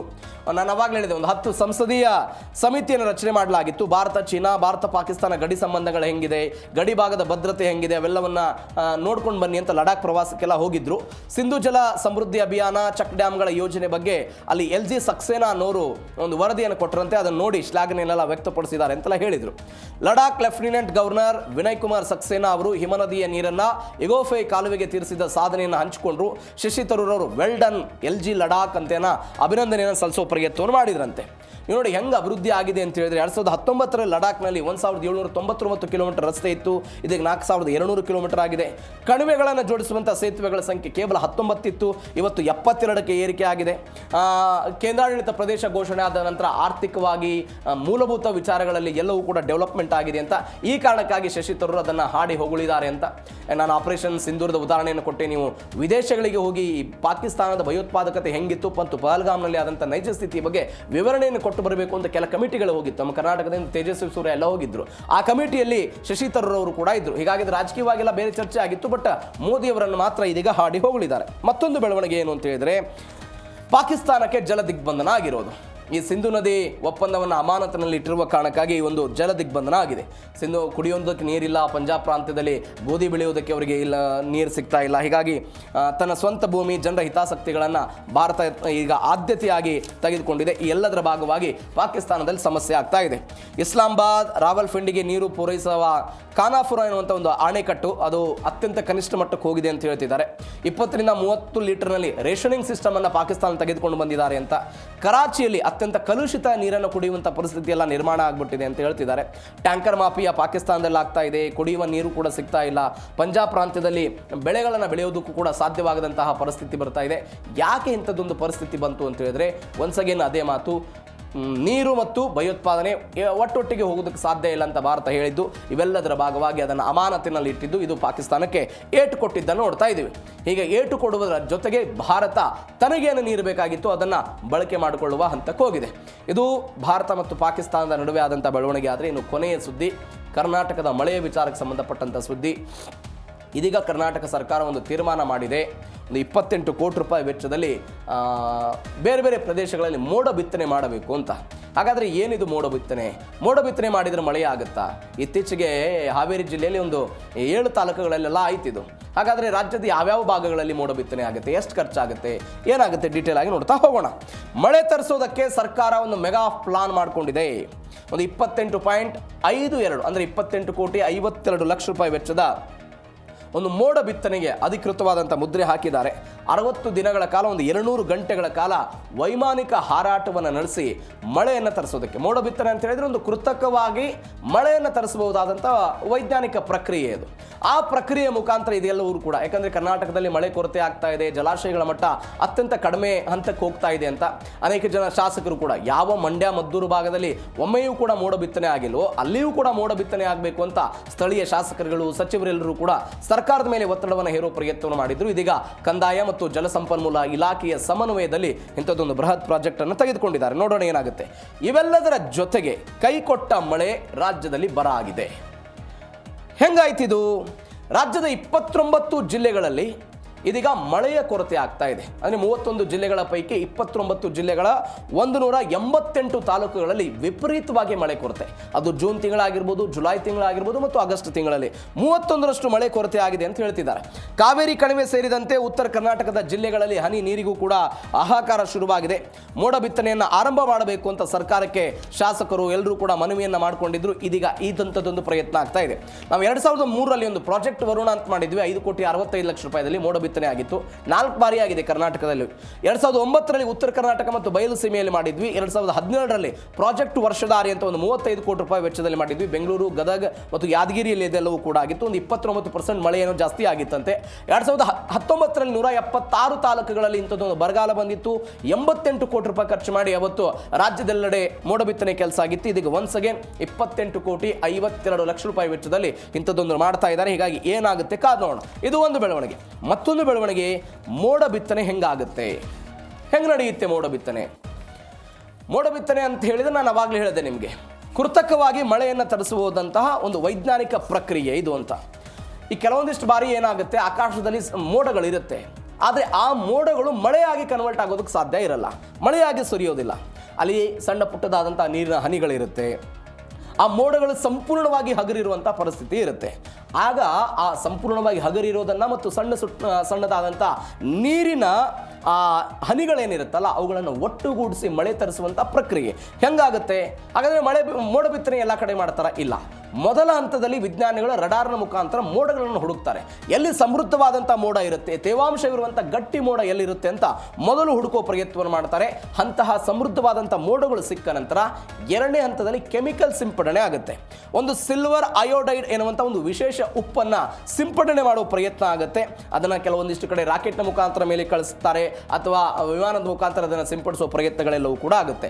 ಈ ಸಿಂಪಡಿಸಿದ ನಂತರ ಆ ಸಣ್ಣದಾದಂಥ ಹನಿಗಳೇನಾಗುತ್ತೆ, ಬೃಹತ್ ಆಕಾರಕ್ಕೆ ಬರುತ್ತೆ, ದೊಡ್ಡದಾಗ್ತಾ ಹೋಗುತ್ತೆ. ಆ ಹನಿಗಳೆಲ್ಲವೂ ಕೂಡ ಈ ಉಪ್ಪಿನ ಕಣಗಳ ಸುತ್ತ ಬಂದು ದೊಡ್ಡ ಮಟ್ಟದಲ್ಲಿ ಅಂಟಿಕೊಳ್ಳೋದಕ್ಕೆ ಶುರುವಾಗಿ ಆ ಎಲ್ಲ ಹನಿಗಳು ಸೇರಿ ತೇವಾಂಶ ಹೆಚ್ಚಳಾಗಿ ಮಳೆ ಬರುತ್ತಲ್ಲ, ಅದೇ ಮೋಡ ಬಿತ್ತನೆಯ ಪ್ರಕ್ರಿಯೆ ಆಗುತ್ತೆ. ಮೋಡ ಬಿತ್ತನೆ ಪ್ರಕ್ರಿಯೆ ಆಗುತ್ತೆ. ಇದಕ್ಕೊಂದು ಬೆಸ್ಟ್ ಎಕ್ಸಾಂಪಲ್ ಅಂದರೆ ನಮ್ಮಲ್ಲೇನೋ ಮೊಸರಿಗೆ ನಾವು ಸ್ವಲ್ಪ ಹಾಲಿಗೆ ಸ್ವಲ್ಪ ಮೊಸರು ಹಾಕಿದ ತಕ್ಷಣ ಮರನೇ ದಿನ ಹೆಪ್ಪುಗಟ್ಟಿ ಮೊಸರು ಆಗುತ್ತೆ. ಅದೇ ರೀತಿಯಾಗಿ ಮೋಡ ಬಿತ್ತನೆಯೂ ಕೂಡ ಆಗುತ್ತೆ ಅಂತೆಲ್ಲ ವಿಶ್ಲೇಷಣೆ ಆಗುತ್ತೆ. ಬಟ್ ಮೋಡ ಬಿತ್ತನೆ ಆದಾಗ ಎಲ್ಲ ಸಮಯದಲ್ಲೂ ಕೂಡ ಮಳೆ ಬರಲ್ಲ, ಕೆಲವೊಂದಿಷ್ಟು ಬಾರಿ ಕಡಿಮೆ ಆಗುತ್ತೆ. ಅದಕ್ಕೆ ಬರ್ತೀನಿ ನಾನು. ಮತ್ತೊಂದು ಬೆಳವಣಿಗೆ, ಮೋಡ ಬಿತ್ತನೆಯಿಂದ ಹಾಗಾದರೆ ಮಳೆ ಬರುತ್ತಾ? ಮೋಡ ಬಿತ್ತನೆ ಮಾಡ್ತಾರೆ ಕೋಟ್ಯಾಂತರ ರೂಪಾಯಿ ಖರ್ಚು ಮಾಡಿ, ಹಾಗಾದರೆ ಮಳೆ ಬರುತ್ತಾ? ಮಹಾರಾಷ್ಟ್ರದ ಸೊಲ್ಲಾಪುರದಲ್ಲಿ ಒಂದು ಪ್ರಯೋಗ ಮಾಡಿದ್ರು. ಒಂದು 15%, 18ರಿಂದ ಒಂದು 46% ಎಲ್ಲ ಜಾಸ್ತಿ ಆಗಿದೆ ಅಂತೆಲ್ಲ ಹೇಳ್ತಿದ್ದಾರೆ. ಒಂದು 10ರಿಂದ 25% ಮಳೆಯನ್ನು ಹೆಚ್ಚಳ ಮಾಡಬಹುದು ಅಂತೆಲ್ಲ ಹೇಳ್ತಾರೆ. 46% ಎಲ್ಲ ಹೆಚ್ಚಳ ಆಗಿದ್ದನ್ನು ನೋಡ್ತೀವಿ. ಆದರೆ ಮಳೆ ಬಾರದೇ ಇರೋದಕ್ಕೆ ಕಾರಣ ಏನು? ನಾನು ಅವಾಗ ಹೇಳಿದೆ, ಕರ್ನಾಟಕದಲ್ಲಿ ಒಂದು 28% 2017ರ ಆಸುಪಾಸಿಗೆಲ್ಲ ಬಂದಿತ್ತು ಅಂತ. ಯಾಕೆ ಬರಲ್ಲ ಮಳೆ? ಇದಕ್ಕೆ 3 ಕಾರಣಗಳಿದೆ. ಮೋಡಗಳ ಕೊರತೆ, ನಾವು ಮೋಡ ಬಿತ್ತನೆ ಆದ ನಂತರವೂ ಕೂಡ ತೇವಾಂಶ ಭರಿತವಾದಂಥ ಮೋಡಗಳ ಕೊರತೆ ಉಂಟಾದರೆ ಅಲ್ಲಿ ಮಳೆ ಬರುವಂಥ ಸಾಧ್ಯತೆಗಳು ಕಡಿಮೆ ಇರುತ್ತೆ, ಒಂದು.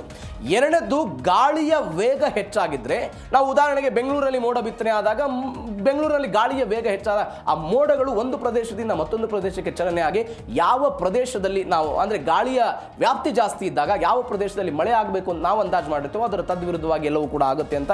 ಹೀಗಾಗಿ ಏನಾಗುತ್ತೆ ಕಾದೋಣ. ಇವೆಲ್ಲದರ ನಡುವೆ ಒಂದು ಮೋಡ ಬಿತ್ತನೆ ಅಂತ ಮಾಡೋದಕ್ಕಂತೂ ಸರ್ಕಾರ ಹೋಗ್ತಾ ಇದೆ, ಏನಾಗುತ್ತೆ ನೋಡೋಣ. ಇದರೊಂದಿಗೆ ಇವತ್ತಿನ ಜೀ ಕನ್ನಡ ನ್ಯೂಸ್ ಡಿಎನ್ಎ ಮುಗಿಸ್ತಾ ಇದ್ದೀನಿ. ನೋಡ್ತಾ ಇರಿ ಜೀ ಕನ್ನಡ ನ್ಯೂಸ್, ಸತ್ಯವೇ ಸುದ್ದಿಯ ಜೀವಾಳ.